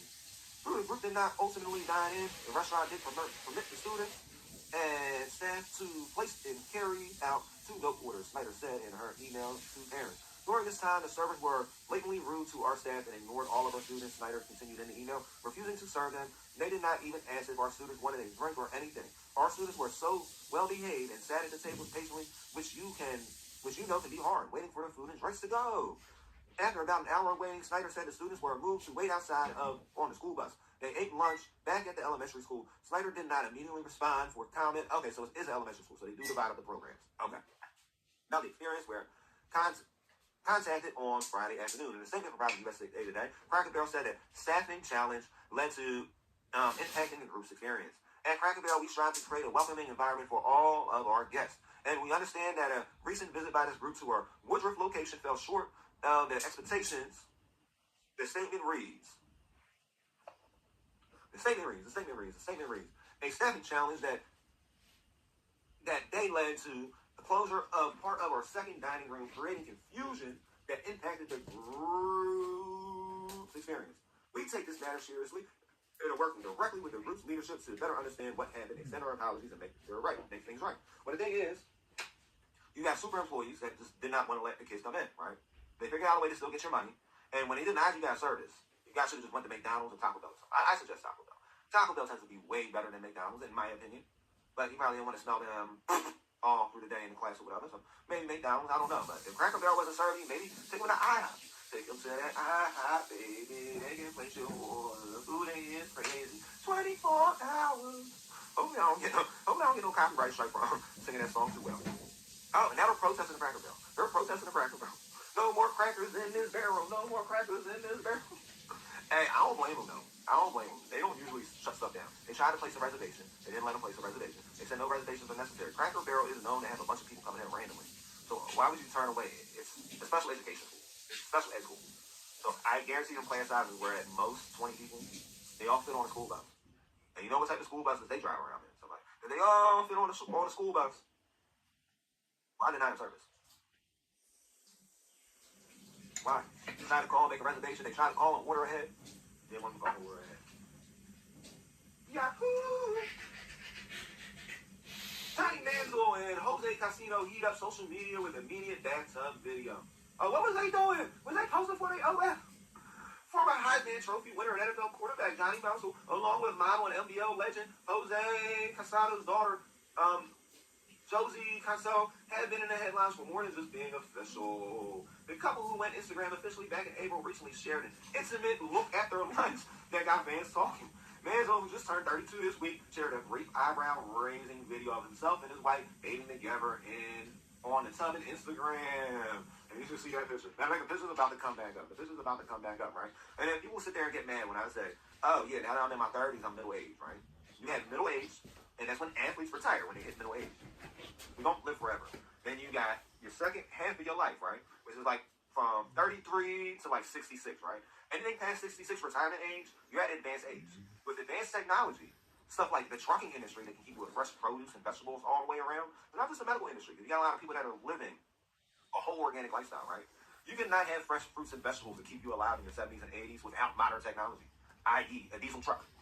It's modern. They didn't have it that long ago. Imagine who turned 32 this week, shared a brief eyebrow-raising video of himself and his girl bathing together for his Instagram. The video shows Menzel washing Conso's hair while she sprays herself with a handheld shower head. Sure, it's personal, but the playful nature of the clip speaks volumes about the carefree dynamic between them. We're not going to show too much. Did you see the face? Yo, they was cutting up on the IG Live. What happened? Didn't the dude from Club Shay Shay do it? Didn't the dude from Club Shay Shay just do something like this recently? Everybody wants to do stuff like this before they end up launching AOF. The celebration didn't end there. Casio later shared a more traditional birthday moment on her own Instagram story, holding a cake with lit candles for her boy. The couple first generated romance rumors earlier this year and made a relationship Instagram official in April. So it's not official till you got a relationship Instagram. Yeah, I guess my relationship ain't official. I barely have an Instagram. The couple first generated April, a photo from Stagecoach Festival and a shot. The two shared a tender moment which almost immediately went viral as a couple supporters rooted for a love match between the football star and MLB icon's daughter. So he got your daughter out here busting it open on the IG Live. They about to have their OF content. They like, we ain't gonna go broke. They like, this money about to run out. We is not about to go broke. How we gonna make some money, man? Just smash in the bathtub and then charge people to watch it on OF. Charge people to watch it on OF. A Muslim who stepped away from the spotlight of professional football and some a successful model and media personality seemed to be embracing life together with Destro, whether it's romantic getaways or birthday celebrations. Their pair isn't shy about letting their followers in on their journey at all. You seen the picture of her face? He's sitting here boasting all over the place when he was in the bathtub. From Instagram posts to viral videos, the pair Johnny Menzel and Josie will prove to be among the most chatted couples this year. So I guess that's how you tie the knot down, right? Instead of people getting married, they just make a relationship Instagram and they post almost OF content. Man, it's crazy. You want to find that video? We're not going to show that video on here. Omnicom. Say that 10 times fast. Omnicom acquires IPG to create advertising agency Behemoth. They deal with an estimated value of over $13 billion. Has industry rattling implications, but may not address client demands for simplicity. And you remember when Dr. Evil was like, $100 billion, and everybody laughed at him? That is like every bill that comes through Congress. Pretty soon they're going to be like, oh, how much is the bill? $100 trillion. Omnicom Group is acquiring Interpublic Group of companies IPG, according to the press release. The combination will see two giants of the agency landscape unite their talent and technology to address the fast-evolving needs of markets. The deal will create a network of over 100,000 employees in practices spanning media decision, marketing, and precision marketing, consumer relations management, data e-commerce, advertising, and healthcare. Everybody's getting into healthcare now. And y'all wonder what happened to that CEO. Okay. Public relations and branding. It also forwards a shared goal of building a comprehensive identity solution that improves understanding into consumer behavior. The acquisition, subject to regulation and shareholder approvals, is expected to close in the second half of 2025. While the United scale of the company will be impressive, some are skeptical as to whether the move will address client demands for simplicity. Drive Insights, the Big Four is becoming the Big Three, with Omnicom's deal for IPG a watershed moment for advertising agencies. The acquisition estimated to be valued at over $13 million by various media reports, significantly ramps up the agency segment pattern of consolidation in response to financial pressure and snowballing list of client demands. Omnicom and IPG view joining forces as a way to advance shared goals around data and technology, including creating an identity solution that can help employees and clients keep a finger on the pulse of consumers' data at a scale. So basically, this new Omnicom company or merger or whatever's going on is a better way to track you. So now they're going to know what doctor you go to, so they know what prescriptions to offer you, so they know what services to offer you. This is just like a big data broker. It's a big data broker. Saturday Night Live was sitting there talking about how good is it? How good is it? Oh, it's our hero, the dude that packed the dude. He's like, oh, stop calling him a hero. Stop calling Danny Penny a hero. The dude that hit the United Healthcare CEO is not a hero. Danny Penny is not a hero. There are people that did stupid things. If you can't realize that people do stupid things, stop being brainwashed. You're brainwashed by yourself. People are either brainwashed by Twitter or brainwashed by TikTok, and they talk to the same people that had the same opinion all day. Stop taking sides in things that don't involve sides. Don't involve sides. What did I say before? These buttons, right? These buttons are on every subway car. That button right there is on every subway car. The fact that 3 people were on top of Jordan Neely, and only one of them is charged, is the first atrocity. The second atrocity is, the 3 people that was on top of Jordan Neely, nobody hit the help button. You know what happened? They hit the help button. The train would have stopped at the next stop. Everybody would have been pissed off on the train, right? But the train would have stopped at the next stop, and then they would have had no choice whatsoever, but to have the police come on the train. They would have broke up the situation, and it would have been over right there. It would have been over right there. And let me show you one more thing. You see this right here? This whole thing right here? That is how many stops he was on the train, right? 8 stops. It was 8 opportunities. 8 opportunities to get that man off of the train. That's why I don't think Danny Penny's a hero. Not a hero. He would have been a hero if they would have got him off the train at the first stop. No matter what happened. If they would have got him off the train at the very next stop, after he started acting out, he would have been a hero. You're not a hero after 8 stops. You're not a hero after 8 stops. You're not a hero after 8 stops. Don't tell people my secret identity. Don't tell people my secret identity. I don't need people protesting my tours because I'm against the dude that popped United Healthcare worker. I'm against Danny Penny. I'm neutral. I'm in the middle. I will call out both sides when he messes up. The worst thing about the Danny Penny situation is there was 3 people on top of Jordan Neely that day. None of them hit the button. None of them helped him pull him off the train. The worst part about that is only Danny Penny's charged. There should be 2 other co-defendants. We don't even know their names. All 3 of them should be getting locked up for like at least 6 months to a year. If you don't like me for that, oh well, I don't care. I don't care. I'm not going to be on here grifting. I'm not no grifter. If you want to watch some grifters, there's plenty of podcasts out here watching grifters. This is relevant to what we were just talking about. New York Mayor hits police may be close to naming suspects in Ryan Thompson's offing. New York police have again searched a Central Park lake for evidence, including a weapon connected to the Midtown shooting death of United Healthcare CEO Ryan Thompson. As the search for the executive killer entered its 6th day on Monday, officials have said they are winding their search down. Law enforcement sources told CBS the New York Police Department and the U.S. Marshals had sent investigators to Atlanta to make inquiries and review surveillance footage from the Greyhound bus stops on a route from Georgia. Well, that Greyhound bus is probably not in Georgia. I would think that Greyhound bus probably hits the New York Port Authority way more than it hits Georgia. Police have not named a suspect, but Eric Adams, New York mayor, hinted on Sunday that the authorities may be getting closer to publicly identifying him. So I said I'm not really going to say too much more until he's publicly identified, right? But gotta bring this back up, right? He escaped on a city bike. Escaping on a city bike is like escaping on a city bus. It's impossible unless you had somebody to unlock the city bike. Everybody's like, oh, well, you had to have ID to get on Greyhound. No, you get your Greyhound tickets now on your cell phone. They give you a QR code. You come on, they scan it. Sometimes they check an ID. Sometimes they don't. 90% of the times they don't. They just scan your QR code on your phone. You're good to go. You get up on the bus, right? They don't do paper tickets now. Everybody's trying to get this paperless business credit. So how did he get on a bus with a false ID? He had a QR code. Right? Most of us don't even have real IDs. At least I know I don't. I don't have a real ID. My ID specifically says on it, not a real ID. Let me see. Let you guys know, I'm not making stuff up. I don't make stuff up.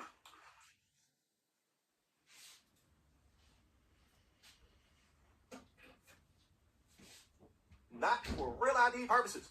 I don't even have a real ID, and this is government issued. I got a government issued ID, and it's not even a real ID. Most people don't have real IDs, so the Greyhounds can't scan their IDs. They're not checking their IDs. They're checking their ticket. They don't care about 90% of this stuff, right? The craziest thing is he got away on public transportation. You can't get away on public transportation. It's impossible. It's an impossibility. You said the shooter's sloppy? Yes, he's a shooter. The shooter's always going to be sloppy. But that's a high-class hit. There was too much stuff that went right in his favor for that not to be a high-class hit. They had to pay off somebody at the Port Authority or had to disable that bike from being tracked, right? That's going to cost some money. If you're paying off the whole Port Authority to not block the bike, like, do you know what happens when you're riding around on a city bike and your time runs out? You can't pedal it no more. The chain locks up. It will bring it to a stop, and it starts flashing red lights. It starts flashing red lights when you ride the city bike. If you ride the city bike and you do something you're not allowed to do, like for instance, my street was not on a city bike location. You know what happened when I tried to ride a city bike on my street? It started going, technically I live right outside the city limits, even though the street connected to my street was in the city. The street that I lived on wasn't in the city, according to the city bike man. So I could ride up to my street corner, and as soon as I tried to take it down my street, so if this bike on its own with its GPS stuff would not let me go down my street, how did he get away from a hit on a city bike? And they knew he was on the city bike. They seen him get away on the city bike. All the police had to do was open up the app, find the city bike, hit the button. Wait, city bike don't work no more. The city bike don't work no more. Then you stop pedaling, then you disconnect the chain from it, and we're gonna see what else is going on, in the world. My bad. I'm a little gassy because we woke up eating cake this morning. Dad is great. He gives us chocolate cake. You know how that goes. The Aries Daily Horoscope. What's going on with Whoopi? That it lasted for 1 hour. Something happened with Whoopi this morning. And it lasted for 1 hour. And what? It's just starting to go down. It's been up and down, up and down, up and down. What's going on, Whoopi?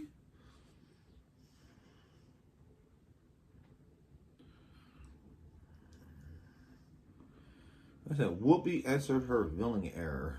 Okay. I think that's what they have her on The View for, to be the villain. Dan Bongino.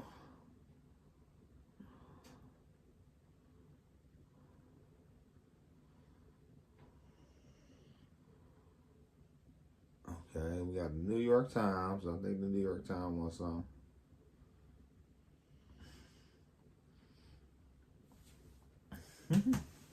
This is an alternative reality. Now, MSN ain't gonna charge us to look at what's going on. This is crazy. Rumble is in the news. Rumble is in the news, guys. Rumble is in the news. Why is Rumble in the news? Let's find out. We're gonna get into this together. Maybe we can break the news together.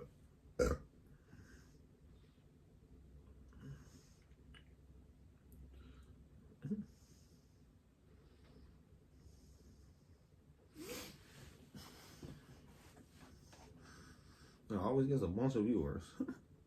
So the people that's curious and want to stick around, they'll come up on this one. People that don't want to stick around, best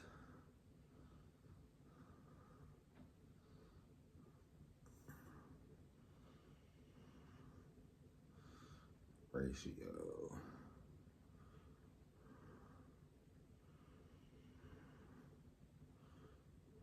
Ratio 16:9, like a TV. 9:16, like a phone. Everybody just said no. Everybody just said no. They mama said no. They mama said no. They mama said no. So they said Rumble was like a right-wing extreme something. I don't know. We're going to see what they talking about Rumble. And that's about the time to shout out. We actually use Rumble for our streams on a website because Rumble seems, as long as you're not putting no naked chicks on there, they ain't going to take you off it, and they don't charge you to stream like they do on Twitter. Not paying a fucking stream on Twitter, man. Fuck Twitter. Now, I can say Rumble's a little bit more chill than Twitter. A little bit. Because, like, Twitter, part of the reason why I'm not on Twitter, I would say the biggest reason is you can watch people die over there, and then you see how sick people are. Like, people will be laughing at people dying. And there was different things that had me, like, pull back off of it. But I would say that was the main reason. People's like posting all types of sick shit, yo. It's sick. It's sick. Twitter and TikTok are two very sick platforms. Alternative reality. What happened when NYT reporter immersed himself in far-right media? Well, I don't consider myself far-right, and I'm streaming on Rumble right now. I wouldn't even really consider myself center-right. I'm a Muslim conservative because being Muslim is a conservative religion. So you actually follow Islam and you're on your deen and you leave your stream to go off of Salat. There's some very conservative aspects. Conservative is just like you use your religion to kind of dictate how you move through life, right? A lot of these people that are far right on Rumble are atheists. well, maybe they are far right, but they're not conservative. You can't be conservative and not have a religion. You can't be. That's like one thing that don't go hand in hand. So it's like Republican and Democrat at this point is just a fucking label. It's a pointless label. One common explanation for the outcome of the 2024 presidential election is the far right's vast social media ecosystem was able to reach more Americans than traditional media, influencing a decisive number of voters in key battleground states. One New York Times reporter decided to put himself in those American shoes for a week and document the results. You could have did that on Twitter. Could have did it on Twitter, because I literally feel that Twitter is more the stuff you guys are saying about Rumble. But, you know, Rumble is a Canadian company, so they'll probably try to figure out how to ban it like they're doing with TikTok. In a Friday article for the Times, journalist Stuart A. Thompson, who covers the right-wing media, dove head first into Rumble, which is the preferred video news platform for extreme right. As Thompson noted, Rumble began as a YouTube alternative that was known for cat videos until January 6, 2021 siege of the Capitol. But Rumble also got Barstool Sports on there. Like, Gillian Wallow got their show on Rumble. Rumble got a lot of gaming stuff on there, right? Now, Rumble don't take people down that got, like, crazy opinions. As long as you're not hurting nobody on there. You're not, like, beating it off on the camera. But to be honest, sport content, because the UFC is on Rumble, right? Sport content does very well on Rumble. Anything teaching people how to create, they're trying to teach, like, I got a video that I teach people a little bit about what I'm doing over here and showing them how to do the stuff that I do. That does pretty well on Rumble. My cooking videos, my cooking channel does very well on Rumble, right? Rumble does have, like, YouTube got the same bullshit Rumble got, right?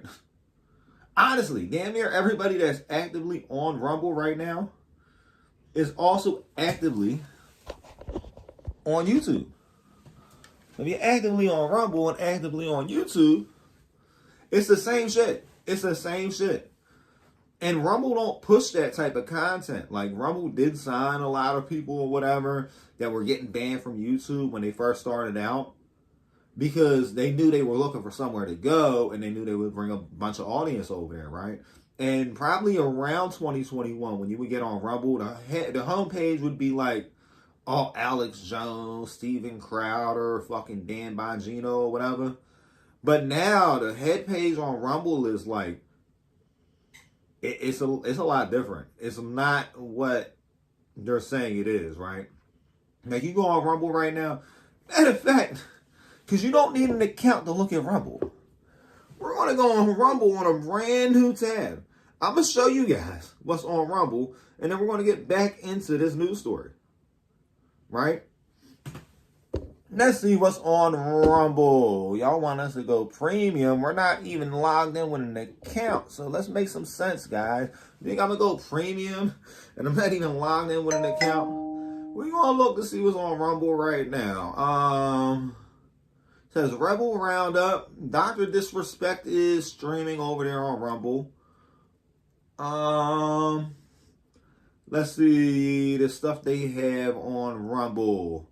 We got Barstool Sports, right? What's up, bro? We got Barstool Sports, gaming, crypto, live, sports, viral, that little slap fest or whatever's on there.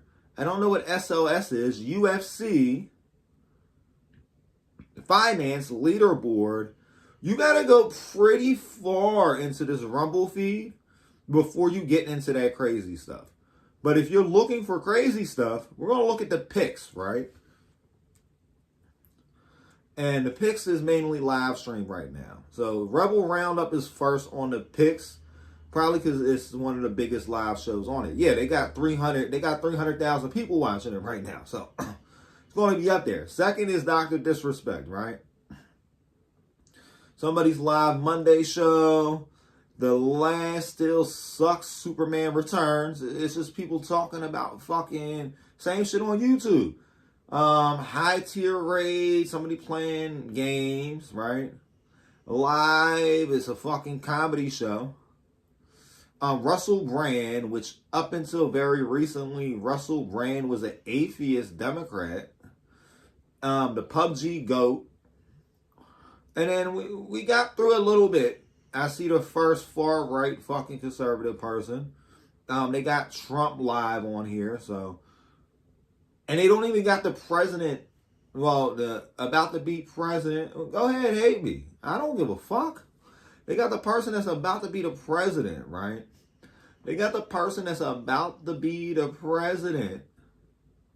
Like in the mix far down behind. Trump is right next to him. Trump is right next to a UFO conspiracy. So how the fuck is this? How the fuck is it far right? Like I'm telling you, you put anything. We got Stephen A. Smith, right? People talking about the drones. It's like the same shit you're gonna see on YouTube. DJ Academics. Like. Rumble's not far right. It's only far right if you allow it to put you in far right circles. Point blank period. Like, if you allow yourself to end up falling into the far right circles, then what can I really do? That's the content you choose. Just like if you're on fucking Twitter, you can be on Twitter looking at cat video pictures, right? Or you could be on Twitter watching people get their heads blown off. Or you could just get off of it because it's going to eventually pop up on there anyway. Like, there's a part of Twitter that just got fucking naked pictures on that joint. So, at the end of the day, guys, it's what you going to make out of it, right? So, the January 2021 see, like they said, it was mainly cat videos. It pretty much still is. Mainly fucking cat videos. Siege of the U.S. Capitol. Once YouTube banned multiple accounts for their defensive insurrectionists, those content creators migrated their audiences to Rumble, which is true. But now they're all the way at the bottom. Like, these dudes that they're saying migrated over there that has Rumble being far right are below Donald Trump. And Donald Trump comes after a fucking UFO conspiracy theory. Like, what? They don't want that image on their channel. A lot of people don't realize that, right? Rumble will give you push if you're not doing the same fucking Nazi shit as everybody else on there is doing. There's a lot of fucking Nazis on that bitch, though. There's a lot of fucking Nazis on that bitch. As part of the research process, Thompson wrote that he watched approximately 47 hours of Rumble content for his report. Well, that don't even have to be a lot of content because some of these fucking, like, that sounds like one Alex Jones stream. That motherfucker's live all day. Did you just like click on Alex Jones? Thompson deactivated all his news apps, filtered out emails from news outlets and newsletters, and exclusively watched Rumble content creators like Dan Bongino, Roseanne Barr. Roseanne Barr is not fucking far right. Candace Owens is kind of right. Russell Brand is a fucking liberal. Russell Brand is like, I think Russell Brand still calls himself a Democrat. I'm pretty sure Russell Brand, like, that's like calling fucking JFK, that's like calling JFK, RFK's uncle, fucking far right. Like, what is you talking about? These motherfuckers is like major for the Democrat Party. So, the people on the Democrat Party that's trying to keep the Democrat Party as like a neutral party and not have it dive off the fucking deep end or far right. I don't even know who the fuck Clayton Morris is, and amongst others. These are just a few popular Rumble commentators. Other top Rumble contributors include conspiracy theorist Alex Jones. This is probably all you watch. Former New York City Mayor Rudy Giuliani. I didn't even know he was on Rumble. But it makes sense. It makes sense. Like, that's where everybody, once they get banned from YouTube, they go over to Rumble. I'm like one of the few people that got banned from Rumble. I got fucking banned from Rumble. I got banned from Rumble. That's bad. I got banned from Rumble for a channel that YouTube, for a video that YouTube didn't even take down. They just made it unlisted for a little bit, and I made the decision to take the video down, right? I got banned from Rumble for reading, I forget, like, I got banned from Rumble. Basically, this is how I got banned from Rumble, right? I'm reading this shit going on Twitter. This was after the situations or whatever heating up in the Yarmulke nations, right? And I read something that was pro the other side. And Rumble took my fucking video down. I wasn't even able to get it back. I wasn't even able to get it back. I lost a fucking video. I lost 2 hours of content from reading some shit that was on fucking Twitter. Just reading it. And I don't even read good. I don't even read good. I'm getting better at reading every time I do this bullshit. It was like, the fuck? Rumble ain't what you guys think it is. Rumble ain't what you guys think it is. It's not. It's not. But they chose to watch these channels. So basically, you could have ran the same experiment, because damn near everybody you said is actively on YouTube right now. You could have ran this same experiment just watching their content on YouTube and cutting off all this other bull.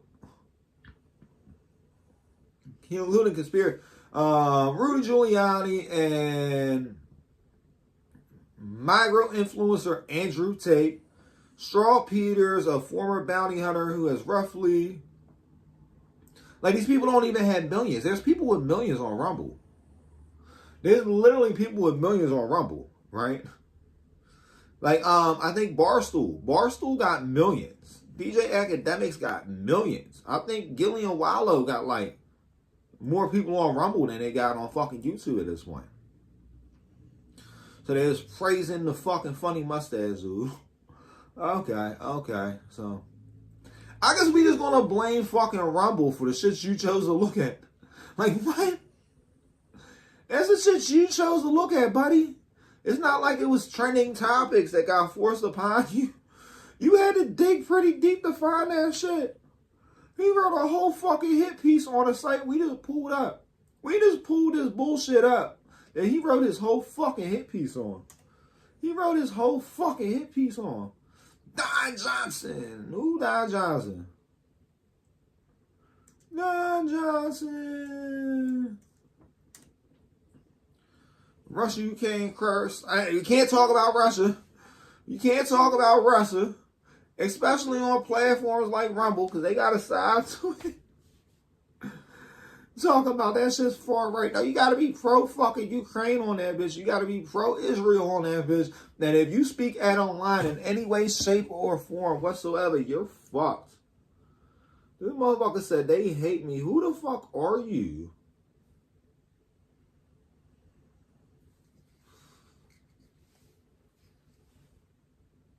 I don't know who you are. I got so many people that hate me that I don't know who the fuck they are. Listen, I don't know your name, and I feel you stupid,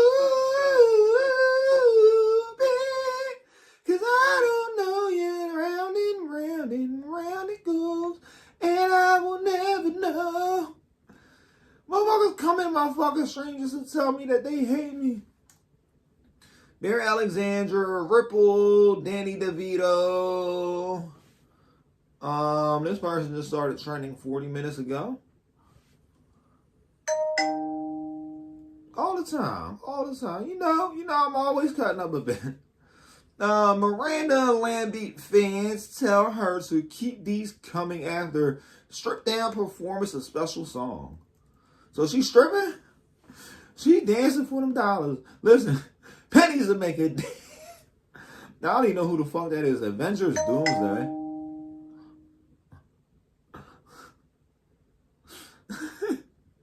That's why I'm all the way on the other side of the house, though. You gotta have some energy doing this stuff. Hey, if you can hear me, it's because this motherfucker was sitting here. They came on my stream just to type in they hate me. Like, I hate you. I don't give a fuck. Avengers, I don't care about the Avengers. Nothing personal if you care about the Avengers. I don't care about the Avengers. The Atlanta Braves, CBS News. It was trending for a little bit. Armed man with a lock switch in his underwear arrested outside Pentagon. This is going to be a last story to wrap this up. And he had 14 pounds of weed. Oh, you guys don't want me on here with my ad blocker. I don't give a fuck. I gotta lay around that.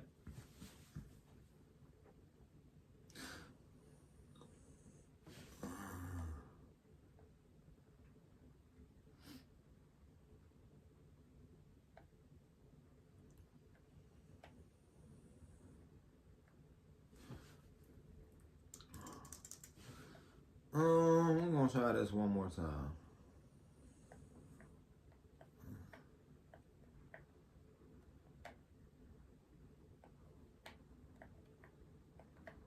So I got it. This man, fuck y'all. Okay, give me like 10 seconds, guys. Give me 10 seconds. That's crazy though. They said this dude is out here with switches in his underwear.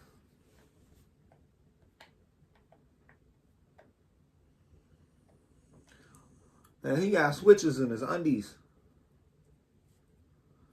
That's insane.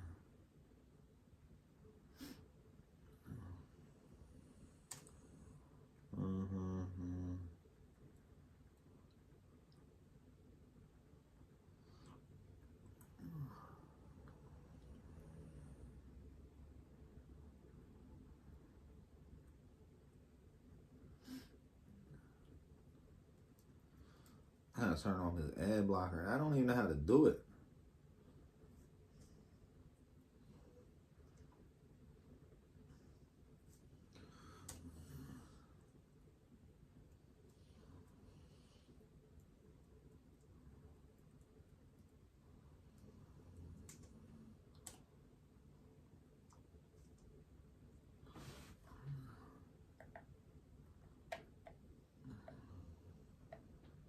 I'm gonna find this on.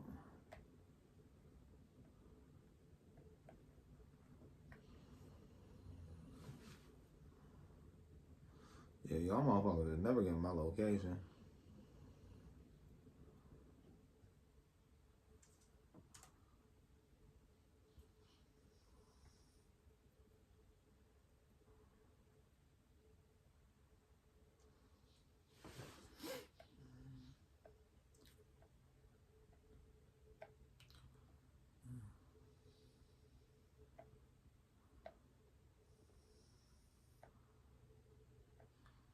I don't know how to do this on.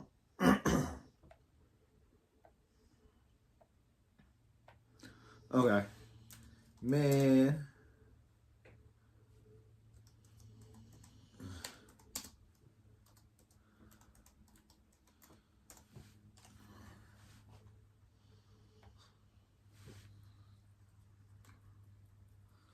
This is crazy.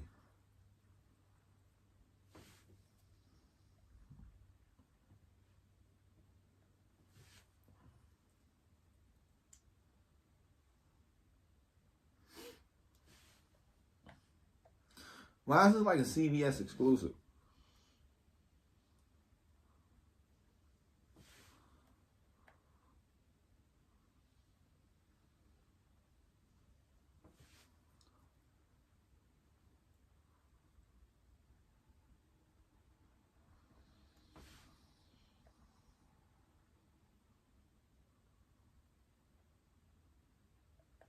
What?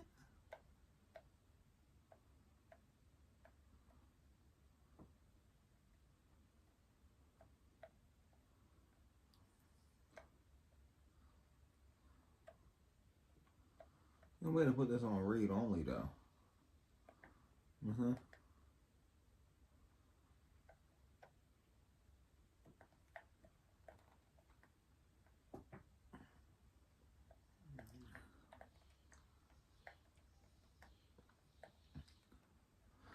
I'm ready. I'm ready. I'm ready. Here we go.